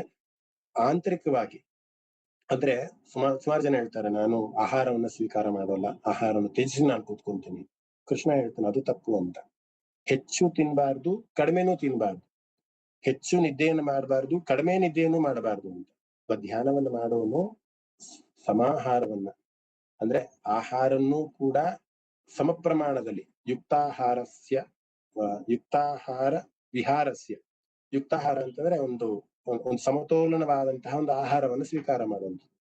ನಿದ್ರೆಯನ್ನ ಸಮನಾಗಿ ಮಾಡುವುದು, ತೀರಾ ಅತಿಯಾದ ನಿದ್ರೆಯನ್ನು ಮಾಡಬಾರ್ದು ಅಥವಾ ನಿದ್ದೆಯನ್ನು ತ್ಯಜಿಸಿಯೂ ಕೂಡ ಇರಬಾರದು. ಈ ರೀತಿಯ ಒಂದು ವ್ಯಕ್ತಿತ್ವವನ್ನು ನಾವೇ, ಅದಕ್ಕೆ ಪೀಠಿಕೆ ಎಲ್ಲ ಹೇಳಿದ್, ನಮ್ಮ ವ್ಯಕ್ತಿತ್ವವನ್ನು ನಾವು ಯಾವಾಗ ಸರಿ ಮಾಡ್ಕೊಂತೀವಿ ಎಲ್ಲವೂ ಕೂಡ ಬಹಳ ಸುಲಭ ಆಗ್ತಾ ಹೋಗುತ್ತೆ. ಸೊ ಆ ರೀತಿ ಯಾರು ಇರ್ತಾರೆ, ನಿಷ್ಠೆಯಿಂದ ಅಥವಾ ಕ್ರಮಬದ್ಧವಾದಂತಹ ಜೀವನವನ್ನು ಯಾರು ಮಾಡ್ತಿರ್ತಾರೆ, ಊಟವನ್ನ ಎಷ್ಟು ಪ್ರಮಾಣದಲ್ಲಿ ಮಾಡ್ಬೇಕು, ನಿದ್ದೆಯನ್ನ ಎಷ್ಟು ಗಳಿಗೆ ಮಾಡ್ಬೇಕು, ಅಥವಾ ಎಷ್ಟು ಗಂಟೆಗೆ ಮಲಗಬೇಕು, ಎಷ್ಟು ಗಂಟೆಗೆ ಏಳ್ಬೇಕು ಅನ್ನುವಂತಹ ಕ್ರಮಬದ್ಧವಾದಂತಹ ಯಾರು ಜೀವನವನ್ನು ಮಾಡ್ತಿರ್ತಾರೆ ಅವ್ರಿಗೆ ಧ್ಯಾನ ಅನ್ನೋದು ಬಹಳ ಸುಲಭವಾಗಿ ಆಗತ್ತೆ ಅಂತ. ಮತ್ತೆ ಅವನ ಮನಸ್ಥಿತಿ ಯಾವ ರೀತಿ ಇರುತ್ತೆ ಅಂತ ಕೂಡ ಒಂದು ಶ್ಲೋಕದಲ್ಲಿ ಹೋಗ್ತಾರೆ. ಯಥಾ ದೀಪೋ ನಿವಾತಸ್ಥೋ ನೇಂಗತೆ ಸೋಪಮಾ ಸ್ಮೃತ ಅಂತ ಒಂದು ಶ್ಲೋಕ ಬರುತ್ತೆ. ಹೇಗೆ ಒಂದು ದೀಪವನ್ನ ಗಾಳಿ ಬೀಸದಂತಹ ಒಂದು ಜಾಗದಲ್ಲಿ ಇಟ್ಟಾಗ ಆ ದೀಪ ಯಾವ ರೀತಿ ಉರಿಯುತ್ತೆ, ನಾವೆಲ್ಲರೂ ಕೂಡ ಒಂದು ಕಲ್ಪನೆಯನ್ನ ಮಾಡ್ಕೊಬಹುದು ಅಲ್ವಾ. ಒಂದು ಉಪಮೆಯಾಗಿ ಕೃಷ್ಣ ಇಲ್ಲಿ ಹೇಳ್ತಾ ಹೋಗ್ತಾರೆ. ಒಂದು ದೀಪವನ್ನ ಒಂದು ದೇವರ ಕೋಣೆಯಲ್ಲಿ ಹಚ್ಚಿದಾಗ ಅದು ಅಲುಗಾಡೋದಿಲ್ಲ, ಸ್ಥಿರವಾಗಿ ಒಂದೇ ತರ ಉರಿತಾ ಇರುತ್ತೆ. ಗಂಧ ಕಡ್ಡಿನೂ ಅಷ್ಟೇ, ಒಂದು 5 ನಿಮಿಷ ಆದ್ಮೇಲೆ ನೋಡಿ, ಅಬ್ಸರ್ವ್ ಮಾಡಿ, ಏಕಚಿತ್ತವಾಗಿ ಊರ್ಧ್ವಮುಖವಾಗಿ ಹೋಗ್ತಾ ಇರುತ್ತೆ. ಈಗ ಅಲುಗಾಡೋಲ್ಲ. ಹ್ಮ್ ಅದೇ ದೀಪವನ್ನ ನೀವು ಹೊರಗಡೆ ಹಚ್ಚಿ, ಅದು ಬೈಲ್ನಲ್ಲಿ ಹಚ್ಚಿ ಅಥವಾ ಒಂದು ಬೇರೆ ಕಡೆ ಹಚ್ಚಿ, ಅದು ಬಹಳ ಅಲುಗಾಡುತ್ತೆ. ಯಾಕೆಂದ್ರೆ ಸದ್ದು ಗದ್ದಲಗಳು ಅಥವಾ ಗಾಳಿಯ ಪ್ರಮಾಣ ಆ ಒಂದು ದೀಪವನ್ನು ಉರಿಯೋದಕ್ಕೆ ಬಿಡೋದಿಲ್ಲ. ಸೊ ಆ ಒಂದು ಉದಾಹರಣೆ ತಗೊಂಡು ನಮ್ಮ ಚಿತ್ತ ಯಾವ ರೀತಿ ಇರಬೇಕು, ಧ್ಯಾನಾಸಕ್ತರಾಗಿ ಕೂತ್ಕೊಂಡಾಗ ನಾವು ಆ ನಮ್ಮ ವಾತಾವರಣ ಯಾವ ರೀತಿ ಇರಬೇಕು ಅನ್ನೋದನ್ನು ಕೂಡ ಕೃಷ್ಣ ಹೇಳ್ತಾನೆ. ದೀಪದ ಒಂದು ದೃಷ್ಟಾಂತವನ್ನ ಕೊಟ್ಟು ಯೋಗಿಯ ಚಿತ್ತ ಅಥವಾ ಯೋಗಿಯ ಚಿತ್ತದ ಒಂದು ಸ್ಥಿತಿ ಯಾವ ರೀತಿ ಇರಬೇಕು ಅಂತ ಕೃಷ್ಣ ಎಕ್ಸ್ಪ್ಲೇನ್ ಮಾಡ್ತಾ ಹೋಗ್ತಾನೆ. ಸೊ ಆ ರೀತಿಯಾಗಿ ಮಾಡ್ತಾ ಯಾರು ಧ್ಯಾನಾಸಕ್ತರಾಗಿ ಕೂತ್ಕೊಂತಾರೋ ಅವ್ರಿಗೆ ಆಟೋಮೆಟಿಕ್ ಆಗಿ ಇಂದ್ರಿಯದ ಒಂದು ಚಾಪಲ್ಯವನ್ನು ಕೂಡ ಅವರು ಸಾಕ್ತಾನೆ. ಮತ್ತೆ ಅರ್ಜುನ ಪ್ರಶ್ನೆ ಮಾಡ್ತಾನೆ ಇಲ್ಲಿ, ಈ ರೀತಿ ಧ್ಯಾನಾಸಕ್ತರಾಗಿ ಕೂತ್ಕೊಂಡ ಮನಸ್ಸು ತುಂಬಾ ಚಂಚಲವಾದದ್ದು. ಯಥೋ ಯಥೋ ನಿಶ್ಚರತಿ ಮನಶ್ಚಂಚಲಮಸ್ಥಿರಂ. ಮನಸ್ಸು ಎಷ್ಟರ ಮಟ್ಟಿಗೆ ಅಂದ್ರೆ ನಾನು ಆಗ್ಲೇ ಸ್ಟಾರ್ಟಿಂಗ್ ಅಲ್ಲೇ ಹೇಳಿ, ಥಾಟ್ಸ್ ಬರ್ತಾ 5 ನಿಮಿಷ ನಾವು ಕೂತ್ಕೊಳ್ಳೋದಕ್ಕಾಗಲ್ಲ. ಥಾಟ್ಸ್ ಬರ್ತಾನೆ ಇರುತ್ತೆ ನಮ್ಗೆ, ಅದು ಲಿಂಕ್ ಆಗ್ತಾನೆ ಹೋಗುತ್ತೆ. ನಾವ್ ಇಲ್ಲಿದ್ದವರು ಇನ್ನೊಂದಿಷ್ಟು ದಿನದಲ್ಲಿ ಕೋರ್ಮಾಲ್ ಹೋಗಿರ್ತೀವಿ, ಮೆಜೆಸ್ಟಿಕ್ ಹೋಗಿರ್ತೀವಿ, ಮಲೇಶ್ವರಂ ಹೋಗಿರ್ತೀವಿ, ಎಲ್ಲೆಲ್ಲೋ ಹೋಗಿರ್ತೀವಿ. ಅಷ್ಟು ಚಂಚಲವಾದಂತಹ ಮನಸ್ಸು ನಮಗೆ ಸಿಗ್ತಾ ಹೋಗುತ್ತೆ. ಅಂತಹ ಚಂಚಲವಾದಂತಹ ಮನಸ್ಸನ್ನ ಯಾವ ರೀತಿ ನಿಗ್ರಹ ಮಾಡ್ಬೇಕಪ್ಪ ಅರ್ಜುನ, ಸೊ ಕೃಷ್ಣ ಅಂತ ಅರ್ಜುನ ಪ್ರಶ್ನೆ ಮಾಡ್ತಾನೆ. ಕೃಷ್ಣನ್ಗೇನ್ ಗೊತ್ತಾ, ಅವನು ಜಗದ್ಗುರು. ಅವನು ಹೇಳ್ತಾನೆ, ಹೇಗೆ ಒಂದು ಕಡೆ ಗಾಳಿಯನ್ನ ನಾವು ಕಟ್ಟು ಹಾಕೋದಕ್ಕಾಗಲ್ಲ, ಎಲ್ಲಾ ಕಡೆ ಗಾಳಿ ಇದೆ. ಈ ಗಾಳಿ ನಾನು ಹಿಡಿದು ಬಿಡ್ತೀನಿ ಅಂತ ಅನ್ಕೊಂಡ್ರೆ ನನ್ನಷ್ಟು ಮೂರ್ಖ ಇನ್ಯಾರು ಇಲ್ಲ. ಅದೇ ರೀತಿ ಮನಸ್ಸನ್ನು ಕೂಡ ಹಿಡಿಯೋದು ಬಹಳನೇ ಕಷ್ಟ. ಹೇಗೆ ಗಾಡಿಯನ್ನ ಹಿಡಿದು ನಾನು ಕಟ್ ಹಾಕ್ತೀನಿ ಅಥವಾ ಹಿಡಿತೀನಿ ಅನ್ನುವಂಥ ಮನಸ್ಸನ್ನ ಹೇಗ್ ಮಾಡ್ತೀವೋ ಹಾಗೆ ಮನಸ್ಸನ್ನು ಕೂಡ ಹಿಡಿಯೋದು ಕಷ್ಟ. ಯಾವ ರೀತಿ ಆ ಮನಸ್ಸನ್ನ ನಿಗ್ರಹಕ್ಕೆ ಅಥವಾ ಕಂಟ್ರೋಲ್ಗೆ ನಾವು ತೆಗೆದುಕೊಳ್ಳೋದಕ್ಕಾಗತ್ತೆ ಅಂದ್ರೆ 2 ರೀತಿಯಾಗಿ ತೆಗೆದುಕೊಳ್ಳೋಕ್ಕಾಗತ್ತೆ ಅಂತ. ಒಂದು ವೈರಾಗ್ಯದಿಂದ. ವೈರಾಗ್ಯ ಅಂದ್ರೆ ಏನು, ಹಾಗೆ ಏನಲ್ಲ, ಸಮಚಿತ್ತವನ್ನ ಇಟ್ಕೊಳ್ಳೋದು. ಸುಖ ದುಃಖ ಶೀತ ಉಷ್ಣ ಎಲ್ಲವನ್ನು ಕೂಡ ಸಮನಾಗಿ ತೆಗೆದುಕೊಳ್ಳೋದು. ನನಗೆ ಇವಾಗ ಕಷ್ಟ ಬಂದಿದ್ಯಾ, ಸರಿಪ್ಪ ನಾನು ಫೇಸ್ ಮಾಡ್ತೀನಿ.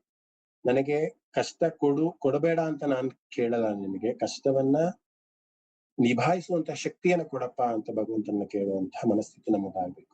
ಯಾಕಂದ್ರೆ ಕಷ್ಟಗಳು ಬರೋದು ನಮ್ಮ ಕರ್ಮಗಳ ಅನುಸಾರವಾಗಿ. ಪ್ರತಿಯೊಂದು ಕ್ರಿಯೆ, ಪ್ರತಿಯೊಂದು ಅಣುವಿನ ಒಂದು ಕ್ರಿಯೆಯೂ ಕೂಡ ನಮ್ಮ ಕರ್ಮದ ಒಂದು ಫಲವಾಗಿ ಅದು ಬರ್ತಾ ಇರುತ್ತೆ. ನಾನು ಇವತ್ತು ಇಲ್ಲಿ ಕೂತ್ಕೊಂಡು ಪಾಠ ಮಾಡ್ತೀನಿ ರೂಪ, ಇದು ಯಾವುದೋ ಒಂದು ಸತ್ಕಾರ್ಯವನ್ನ ಮಾಡಿರೋದಕ್ಕೋಸ್ಕರ ನನಗೆ ಈ ಪುಣ್ಯದ ಫಲ ಸಿಕ್ಕಿದೆ, ಈ ಕರ್ಮವನ್ನು ನಾನು ಮಾಡ್ತಿದ್ದೀನಿ. ನೀವು ಕೂಡ ಇಷ್ಟು ಜನ ಇಲ್ಲಿ ಬಂದು ಕೇಳ್ತಾರೆ, ನೀವು ಯಾವುದೋ ಒಂದು ಸತ್ಕಾರ್ಯವನ್ನು ಮಾಡ್ತೀವಿ, ಈ ಒಂದು ಸನ್ಮಾರ್ಗದಲ್ಲಿ ಭಗವದ್ಗೀತೆ 6ನೇ ಅಧ್ಯಾಯವನ್ನ ಕೇಳುವಂತಹ ಒಂದು ಸ್ಥಿತಿ ನೀವೆಲ್ಲರೂ ಕೂಡ. ಹಾಗೆ ಪ್ರತಿಯೊಂದು ಕರ್ಮಕ್ಕೂ ಕೂಡ ಆ ಆಧ್ಯಾತ್ಮ ಅಂದ್ರೆ ವೈರಾಗ್ಯ ಅನ್ನುವಂಥದ್ದು ಒಂದು ಲಿಂಕ್ ಇದ್ದಾಗ ಮಾತ್ರನೇ ಮನಸ್ಸನ್ನ ಹತೋಟಿಯಲ್ಲಿ ಇಡೋದಕ್ಕೆ ಸಾಧ್ಯ. ಮತ್ತಿನ್ನೊಂದು ಅಭ್ಯಾಸ ಪ್ರತಿನಿತ್ಯ ಸಾಮಾನ್ಯವಾಗಿ ಸೈಕಾಲಜಿ ಏನ್ ಹೇಳುತ್ತೆ ಅಂದ್ರೆ, ಯಾವುದೇ ಒಂದು ಕೆಲಸವನ್ನಾಗ್ಲಿ 21 ದಿನಗಳು ಕಂಟಿನ್ಯೂಸ್ ಆಗಿ ಮಾಡಿದಾಗ 22ನೇ ದಿನ ನೀವು ಮಾಡಿಲ್ಲ ಅಂದ್ರೆ ನಿಮ್ಗೆ ಏನೋ ಕಳ್ಕೊಂಡ್ರಿ ಏನೋ ಅಂತ ಅನ್ಸುತ್ತೆ. ಯಾವುದೋ ಒಂದು ಜಾಗಕ್ಕೆ, ಯಾವುದೋ ಒಂದು ಕ್ಯಾಂಪ್ ಆಗಿರ್ಬೋದು ಅಥವಾ ಯಾವುದೋ ಒಂದು ನೆಂಟರ ಮನೆಯ ಊರು ಆಗಿರ್ಬೋದು, ಒಂದು 10 ದಿನ ಆ ಮನೇಲಿ ಇರ್ತೀರಾ ಅನ್ಕೊಳ್ಳಿ. ಆ 11ನೇ ದಿನ ಮತ್ತೆ ನೀವು ಮರಳಿ ನಿಮ್ಮ ಮನೆಗೆ ಬಂದಾಗ ಆ 11ನೇ ದಿನ ನಮ್ಗೆ ತುಂಬಾ ಥಾಟ್ಸ್ ಬರ್ತಾ ಹೋಗುತ್ತೆ. ಅಲ್ಲಿದ್ದ ಸನ್ನಿವೇಶಗಳು ಅಥವಾ ಅಲ್ಲಿದ್ದ ಮಾತು ಕತೆ ವ್ಯಕ್ತಿಗಳು. ಸೊ ಅದೇ ರೀತಿ ನಮ್ಮ ಮನಸ್ಸಲ್ಲೂ ಕೂಡ, ನಮ್ಮ ಸ್ವಭಾವದಲ್ಲೂ ಕೂಡ ಹಾಗೇನೆ. ನಾವು ಒಂದು ವಿಷ್ಣು ಸಹಸ್ರನಾಮವನ್ನು ಪ್ರತಿದಿನ 3 ಬಾರಿ 4 ಬಾರಿ ನಾನು ಪಾರಾಯಣ ಮಾಡ್ತೀನಿ ಸಂಕಲ್ಪವನ್ನು ಮಾಡಿ 21 ದಿನ ಮಾಡ್ತಾ ಹೋದಾಗ, ಅಭ್ಯಾಸ ಮಾಡ್ತಾ ಹೋದಾಗ ತನ್ನ ತಾನಾಗಿ 22ನೇ ದಿನ ನೀವು ಹೇಳದೇ ಬೇಡ ಮನಸ್ಸಿಗೆ. ಅದು ಯಾವ್ದು ಬೇಡ, ನೀವು ಎಚ್ಚರಗೊಳ್ಳೋದು. 4 ಗಂಟೆಗೆ ಸಾಮಾನ್ಯವಾಗಿ ಎಲ್ಲರೂ ಕೂಡ ಅಲಾರಾಮ್ ಇಟ್ಕೊಂಡ್ತಾರೆ. ತುಂಬಾ ಜನ ನಾನು ಅಬ್ಸರ್ವ್ ಮಾಡಿದ್ವಿ, ಯಾರು ಕೂಡ ಅಲಾರಾಮ್ ಇಟ್ಕೊಂಡಲ್ಲಿ ಹಾಗೆ ಇದಂತಾರೆ, ಎಕ್ಸಾಕ್ಟ್ 4 ಗಂಟೆಗೆ ಇದಂತಾರೆ. ಅಂದ್ರೆ ಆ ಸಬ್ ಕಾನ್ಶಿಯಸ್ ಮೈಂಡ್ ಆ ಮಟ್ಟಿಗೆ ಟ್ಯೂನ್ ಆಗಿರುತ್ತೆ. 4 ಗಂಟೆಗೆ ಅದ್ ಹೆಂಗೆ ಸಬ್ ಕಾನ್ಶಿಯಸ್ ಮೈಂಡ್ ಗೊತ್ತಾಗುತ್ತೋ ಇಲ್ವೋ, ಅದು ಕರೆಕ್ಟ್ 4 ಗಂಟೆಗೆ ಇದ್ದಿರ್ತಾರೆ. ಒಂದು 5 ನಿಮಿಷ 10 ನಿಮಿಷ ಆಸುಪಾಸಿನಲ್ಲಿ ಇದ್ರೆ ವಿತೌಟ್ ಅಲಾರಾಮ್ ಇದ್ದಿರ್ತಾರೆ. ಇದು ಹೇಗೆ? ಅಭ್ಯಾಸದಿಂದ. ನಾವು ಒಳ್ಳೆ ಕೆಲಸಗಳನ್ನ, ಒಳ್ಳೆ ಕಾರ್ಯಗಳನ್ನ ಸತತವಾಗಿ ಅಭ್ಯಾಸ ಮಾಡ್ತಾ ಮಾಡ್ತಾ ಮಾಡ್ತಾ ಬಂದಾಗ ಅದು ನಮ್ಮ ರೂಢಿಗೆ ಬಂದ್ಬಿಡುತ್ತೆ, ನಮ್ಮ ವ್ಯಕ್ತಿತ್ವದಲ್ಲಿ ಒಂದಾಗ್ಬಿಡುತ್ತೆ. ಸೊ ಹಾಗೆ ಕೃಷ್ಣ ಮುಂದುವರಿಸ್ತಾ ಹೇಳ್ತಾನೆ, ಈ ಚಂಚಲವಾದಂತಹ ಮನಸ್ಸನ್ನ ಹೇಗೆ ನಾವು ನಿಗ್ರಹ ಮಾಡ್ಬೋದು ಅಂತಂದ್ರೆ 2 ರೀತಿ ನಿಗ್ರಹವನ್ನು ಮಾಡ್ಬೋದು. ಒಂದು ವೈರಾಗ್ಯದಿಂದ, ಇನ್ನೊಂದು ಅಭ್ಯಾಸದಿಂದ. ಸತತವಾಗಿ ಇವತ್ತು ನೀವು ಫಸ್ಟ್ ಡೇ ಕೂತ್ಕೊಂಡು 5 ನಿಮಿಷ ಥಾಟ್ಸ್ ಬಂತು ಅಂದ್ರೆ ಮತ್ತೆ ಕೂತ್ಕೊಬೇಕು, ಸತತವಾಗಿ ಕೂತ್ಕೊಬೇಕು. ಮತ್ತೆ ಇನ್ನೊಂದು ಸಣ್ಣ ಕತೆ ಜ್ಞಾಪನ ಬರ್ತಾ ಇದೆ ನನಗೆ.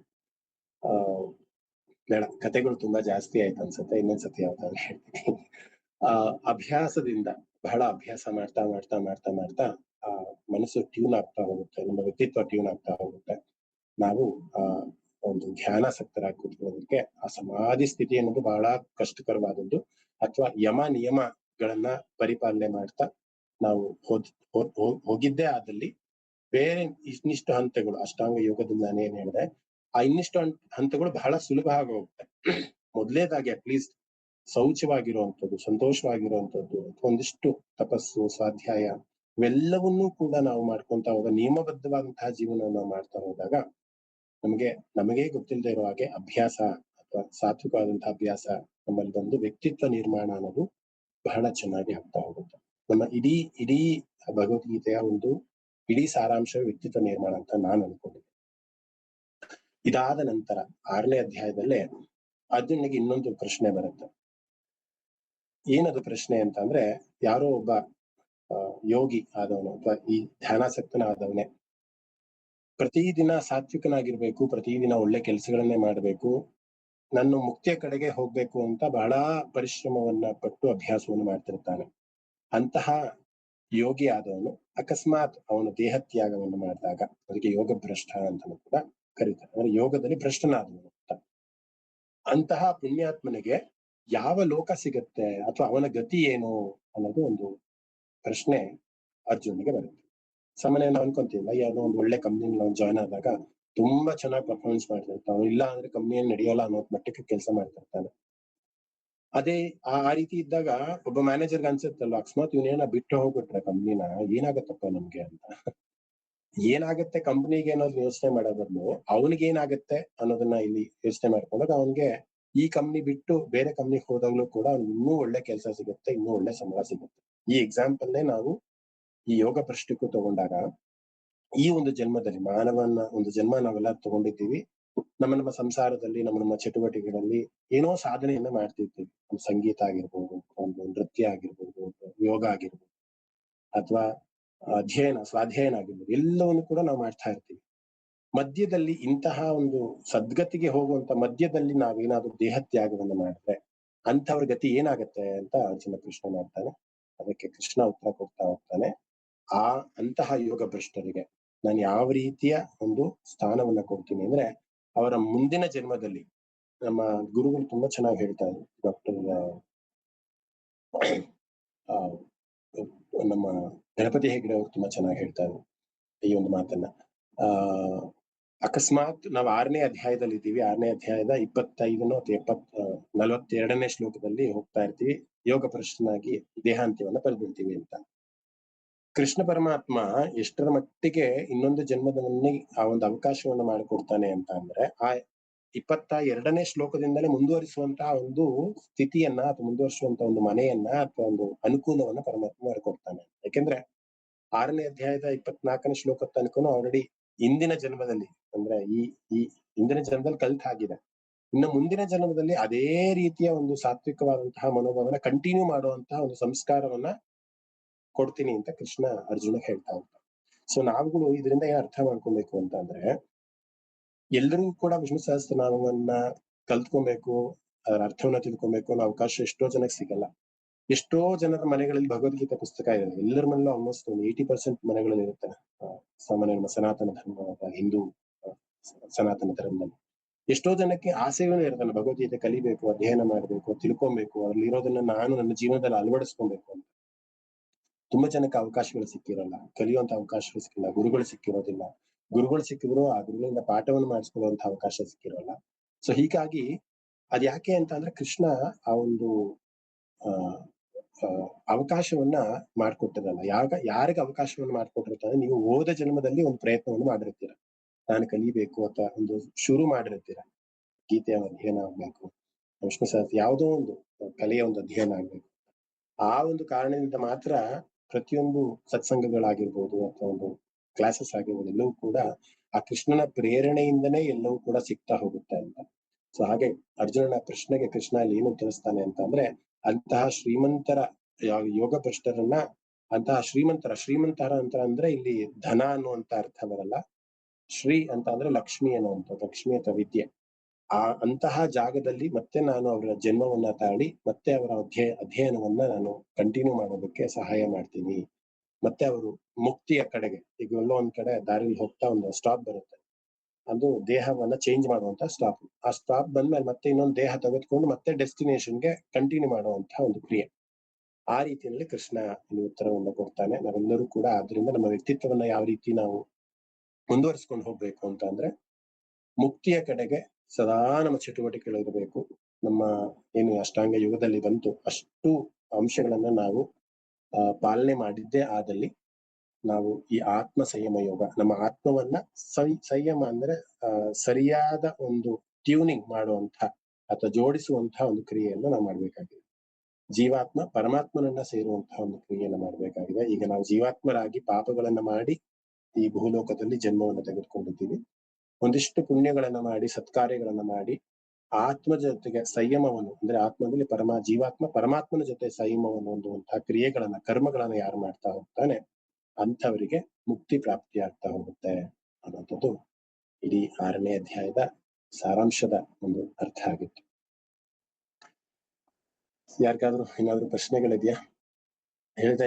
ಹೇಳಿದಾಗೆ ಈ ಒಂದು ಅಧ್ಯಾಯವನ್ನ 1-2 ಕ್ಲಾಸ್ ಆದ್ರೂ ಬೇಕಾಗತ್ತೆ, 1.5 ಗಂಟೆ. ಆದ್ರೆ ಇದರ ಟೇಕ್ ಅವೇ ಅಂತ ಏನಿದೆ ಅಥವಾ ನಾವೇ ತಿಳ್ಕೊಬೇಕಾಗಿರೋದು ಏನಿದೆ ಅನ್ನೋದನ್ನ ನಾವು ಅರ್ಥ ಮಾಡ್ಕೊಂತ ಹೋದ್ರೆ ವ್ಯಕ್ತಿತ್ವ ನಿರ್ಮಾಣವೇ ತುಂಬಾ ಅಧಿಕವಾಗಿ ಇಲ್ಲಿ ಕಂಡು ಬರುತ್ತೆ ಅನ್ನೋದನ್ನ ನಾವು ಇದರಲ್ಲಿ ಕಂಡುಕೊಂತ ಹೋಗ್ಬೋದು. ವಿಷ್ಣು ಸಹಸ್ರನಾಮಕ್ಕೆ ಹೋಗೋಣವಾ? ಯಾರಿಗೆ ಏನೋ ಪ್ರಶ್ನೆ ಇದ್ರೆ ಖಂಡಿತ ಕೇಳ್ಬೋದು. ನಿಮಗೆ ಗೊತ್ತಿದ್ರೆ ಖಂಡಿತ. ಮಹೋದಯ, ಅದು ಅಭ್ಯಾಸದ ಮೇಲೆ ಒಂದು ಕತೆ ಹೇಳ್ತೀನಿ ಅಂತ ಹೇಳಿದ್ರಲ್ಲ, ಅದು ಹೇಳಿದ್ರೆ ಇವಾಗ ನಾವು ಚೆನ್ನಾಗಿ ಜ್ಞಾಪಕ ಇಟ್ಕೋಬಹುದು ಅಂತ. ಚಿಕ್ಕದಾಗಿ ಹೇಳ್ಬಿಡಿ. ಸರಿ, ಆಯ್ತು. ಇದು ಒಂದು ಇಮ್ಯಾಜಿನರಿ ಸ್ಟೋರಿ ಅಂತಾನೆ ಭಾವಿಸಿ. ಒಂದು ಊರಲ್ಲಿ ಒಬ್ಬ ವೃದ್ಧ ಇರ್ತಾನೆ.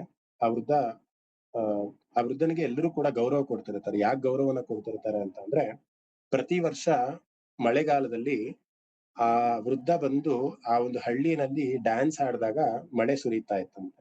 ಇದೊಂದು ಪ್ರತೀತಿ. ಅದು ಕೋಇನ್ಸಿಡೆನ್ಸೋ ಅಥವಾ ನಿಜನೋ ಗೊತ್ತಿಲ್ಲ. ಪ್ರತಿ ಸತಿ ಅವನು ಬಂದು ಒಂದು ಭಜನೆಯನ್ನು ಹಾಡ್ಕೊಂಡು ಡ್ಯಾನ್ಸ್ ಆಡ್ತಾ ಇದ್ದಾಗ ಆ ಒಂದು ಹಳ್ಳಿನಲ್ಲಿ ಬಹಳ ಒಳ್ಳೆ ಮಳೆ ಆಗ್ತಿತ್ತಂತೆ. ಮಳೆ ಆದಾಗ ಆಬ್ವಿಯಸ್ಲಿ ಒಳ್ಳೆ ಬೆಳೆ ಮತ್ತೆ ಎಲ್ಲವೂ ಕೂಡ ಸಮೃದ್ಧಿಯಾಗಿ ಇರ್ತಿತ್ತಂತೆ. ಒಂದು ವರ್ಷ ಬಂತಂತೆ, ಬಹಳ ಬರಗಾಲ ಬಂತು. ಎಲ್ಲರೂ ಕೂಡ ಅವನನ್ನ ಹೋಗಿ ಕಾಂಟ್ಯಾಕ್ಟ್ ಮಾಡಿದ್ರು ವೃದ್ಧನನ್ನ. ನೀವು ಬನ್ನಿ ಮತ್ತೆ ಕೃಷ್ಣನ ಒಂದು ಕೀರ್ತನೆಯನ್ನ ಹಾಡ್ಕೊಂಡು ಭಜನೆಯನ್ನ ಹಾಡ್ಕೊಂಡು ಡ್ಯಾನ್ಸ್ ಮಾಡಿ, ಖಂಡಿತ ಮಳೆ ಆಗತ್ತೆ, ನಮಗೆಲ್ಲೂ ಕೂಡ ಸಮೃದ್ಧಿ ಆಗತ್ತೆ ಅಂತ. ಇದನ್ನ ಒಂದಿಷ್ಟು ಜನ ವಿದ್ಯಾವಂತರು ಅಲ್ಲೇ ಇದ್ದವರು ಅಥವಾ ತುಂಬಾ ಸೈನ್ಸ್ ಅನ್ನೋ ಗೊತ್ತಿರೋಂಥವ್ರು ಚಾಲೆಂಜ್ ಮಾಡ್ತಾರೆ.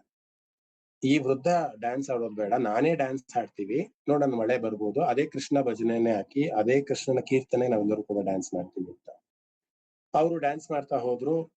1 ಗಂಟೆ ಮಾಡಿದ್ರು, 2 ಗಂಟೆ ಮಾಡಿದ್ರು, 6 ಅವರ್ ಕಂಟಿನ್ಯೂಸ್ ಆಗಿ ಅದೇ ಭಜನೆಗೆ ಡ್ಯಾನ್ಸ್ ಮಾಡಿದ್ರು, ಮಳೆ ಬರ್ಲಿಲ್ಲ. ಮತ್ತೆ ಇವ್ರು ಸೋತ್ರು ಅಂತ ಒಪ್ಕೊಂಡ್ರು. ಆಯ್ತು, ನಮ್ ಕೈಲಿ ಆಗಿಲ್ಲ, ನಾವು ಡ್ಯಾನ್ಸ್ ಆಡಿದ್ಕೆ ಮಳೆ ಬರ್ಲಿಲ್ಲ, ವೃದ್ಧರಿಗೆ ಹೇಳೋಣ, ಅಜ್ಜನಿಗೆ ಹೇಳೋಣ ಅಂದ್ಬಿಟ್ಟು ಹೇಳಿದ್ರು. ಆಯ್ತು ಅಂತ ಅಜ್ಜ ಆಗ ಅಂದ್ರೆ ಆ ವೃದ್ಧ ಡ್ಯಾನ್ಸ್ ಮಾಡೋದಕ್ಕೆ ಶುರು ಮಾಡ, ಅದೇ ಭಜನ್ಸ್ಗೆ ಅದೇ ಇದಕ್ಕೆ. ಅವನು ಒಂದು ದಿನ, ಒಂದು ಹಗಲು, ಒಂದು ರಾತ್ರಿ ಅಷ್ಟೂ ಕೂಡ ಎಡಬಿಡದಲೆ ಡ್ಯಾನ್ಸ್ ಮಾಡ್ತಾನೆ ಇದ್ದ. ಒಂದು ದಿನ, ಒಂದು ಹಗಲು ಆದ್ಮೇಲೆ ಅದನ್ನ ನೆಕ್ಸ್ಟ್ ಡೇ ಮಳೆ ಬಂತು ಜೋರಾಗಿ. ಹಾಗೆಲ್ಲರೂ ಕೂಡ ಯಥಾ ರೀತಿ ಅವನ್ನ ಶ್ಲಾಘನೆ ಏನು ಮಾಡಿದ್ರು, ಇದು ಮಾಡಿದ್ರು.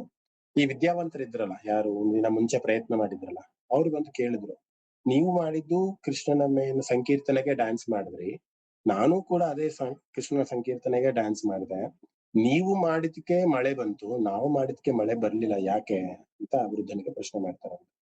ಆಗ ಆ ವೃದ್ಧ ಹೇಳ್ತಾರಂತೆ, ನಿಮ್ಗೆ ದಣಿವಾಗೋ ತನಕ ನೀವು ಡ್ಯಾನ್ಸ್ ಮಾಡಿದ್ರಿ. ಸಾಮಾನ್ಯವಾಗಿ ನಾನು ಹೇಳಿದ್ನಲ್ಲ, 3 ಅವರು 4 ಅವರು ಒಂದು ದಣಿವಾಗೋ ತನಕ ಮಾತ್ರ ನೀವು ಡ್ಯಾನ್ಸ್ ಮಾಡಿದ್ರಿ, ಆದ್ರೆ ನಾನು ಮಳೆ ಬರೋ ತನಕ ಡ್ಯಾನ್ಸ್ ಮಾಡಿದೆ ಅಂತ. ಒಂದು ಹಗಲು ಒಂದು ರಾತ್ರಿ ಡ್ಯಾನ್ಸ್ ಮಾಡಿದೆ. ಸೊ ನಾವು ಸಾಧಕರು ಯಾವ ರೀತಿ ಇರ್ಬೇಕು ಅಂತಂದ್ರೆ, ಒಂದು ಪ್ರಯತ್ನ ಮಾಡ್ಬಿಟ್ಟು ನಾವು ಹಿಂದೆ ಬಂದ್ಬಿಡ್ತೀವಿ. ಅಯ್ಯೋ, ನನ್ ಕೈಲಿ ಆಗಲ್ಲ, ನನ್ ಕೈಲಿ ಮಾಡಕ್ ಆಗಲ್ಲ. ಎಷ್ಟೋ ಜನ ಮೆಡಿಟೇಷನ್ ಅಂತ ಪ್ರಯತ್ನ ಮಾಡಿರ್ತಾರೆ ಅಂತ ಭಾವಿಸ್ತೇನೆ. ಒಂದಿಷ್ಟು ಥಾಟ್ಸ್ ಓವರ್ಕಮ್ ಆಗ್ತಿದೆ ಅಥವಾ ಕೆಟ್ಟ ಆಲೋಚನೆ ಸಾಮಾನ್ಯ ತುಂಬಾ ಜನ ಹತ್ರ ಕೇಳಿದ್ದೀನಿ. ಅಶ್ಲೀಲವಾದಂತಹ ದೃಶ್ಯಗಳು ನಮ್ಮ ಮನಸ್ಸಿನಲ್ಲಿ ಬರ್ತಾ ಹೋಗುತ್ತೆ ಧ್ಯಾನ ಕೂತ್ಕೊಂಡ್ರೆ. ನಾವು ಪರಮಾತ್ಮನ ಧ್ಯಾನ ಮಾಡ್ಬೇಕು ಅಂತ ಹೋಗ್ತೀವಿ, ಆದ್ರೆ ಅಶ್ಲೀಲ ಒಂದು ಇನ್ನಿಷ್ಟು ಪಾಪಗಳನ್ನ ನಾವು ಅಕ್ಯುಮುಲೇಟ್ ಮಾಡ್ಕೊಂತ ಹೋಗ್ತೀವಿ. ಅದಕ್ಕೋಸ್ಕರ ಧ್ಯಾನದ ಸವಾಸನೆ ಬೇಡ ನಮ್ಗೆ, ಧ್ಯಾನನೂ ಬೇಡ, ಏನೂ ಬೇಡ, ನಾವು ಆರಾಮಾಗಿರ್ತೀವಿ ಅಂತ ಎಷ್ಟೋ ಜನ ಹೇಳ್ತಾರೆ. ಆದ್ರೆ ಈ ಕತೆಗೆ ಲಿಂಕ್ ಮಾಡ್ತಾ ಹೋದಾಗ ನಾವು ಪ್ರಯತ್ನ ಮಾಡ್ತೀವಿ, ಅದಿನ್ನೂ ಫಲ ಕೊಟ್ಟಿಲ್ಲ ಅಂದ್ಬಿಟ್ಟು ನಾವು ಹಿಂದೆ ಬಂದ್ಬಿಟ್ರೆ ಅದಕ್ಕೆ ಫಲ ಸಿಗೋಲ್ಲ.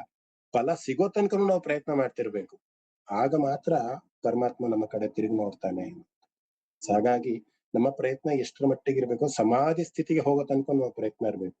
ಅಷ್ಟಾಂಗ ಯೋಗದಲ್ಲಿ ಯಮ ನಿಯಮವನ್ನ ನಾವು ಪಾಲನೆ ಮಾಡ್ತಿದೀವಿ ಅನ್ನೋದೇ ಅಲ್ಲ, ನಾವು ಇನ್ನಿಷ್ಟು ಹಂತಗಳನ್ನ ನಾವು ಕ್ರಮಬದ್ಧವಾಗಿ ಹೋಗ್ತೀವಿ ಅಂತ. ಇಲ್ಲಿ ಕೃಷ್ಣನೇ ಹೇಳಿರೋದು, ಬೇರೆ ಇನ್ಯಾರು ಹೇಳಿಲ್ಲ.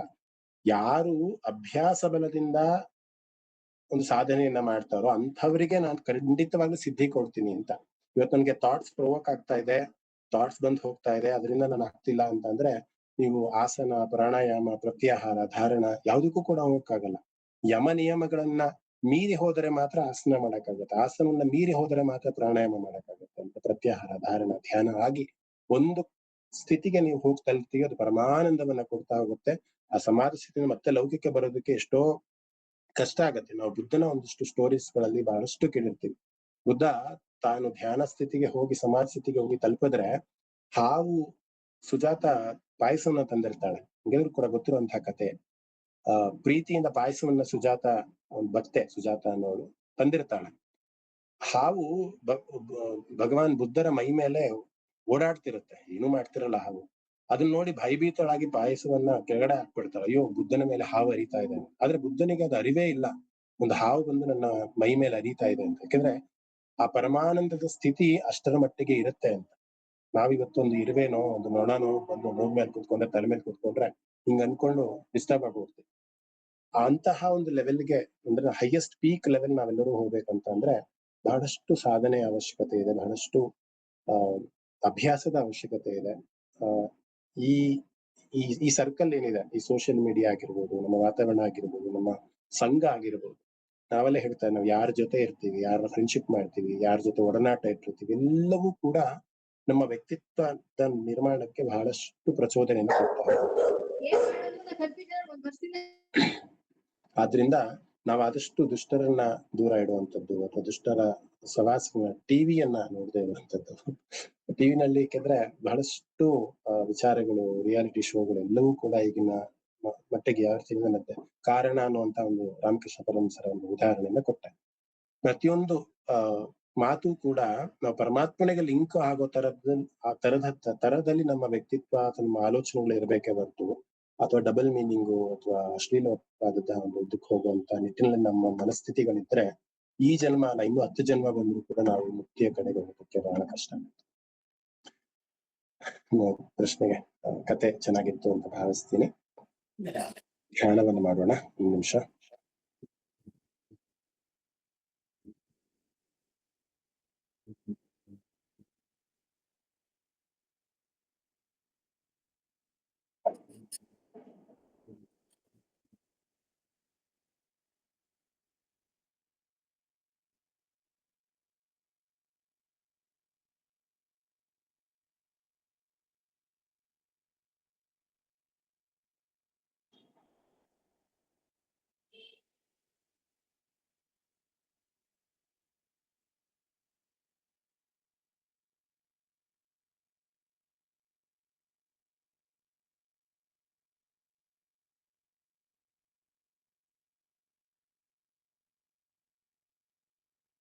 ಸರ್ವೇ ಭವಂತು ಸುಖಿನಃ, ಸರ್ವೇ ಸಂತು ನಿರಾಮಯಾಃ, ಸರ್ವೇ ಭದ್ರಾಣಿ ಪಶ್ಯಂತು, ಮಾ ಕಶ್ಚಿತ್ ದುಃಖಭಾಗ್ ಭವೇತ್.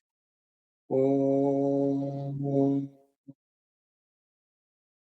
ಶಾಂತಿ ಶಾಂತಿ ಶಾಂತಿ. ಶ್ರೀ ಗುರುಭ್ಯೋ ನಮಃ.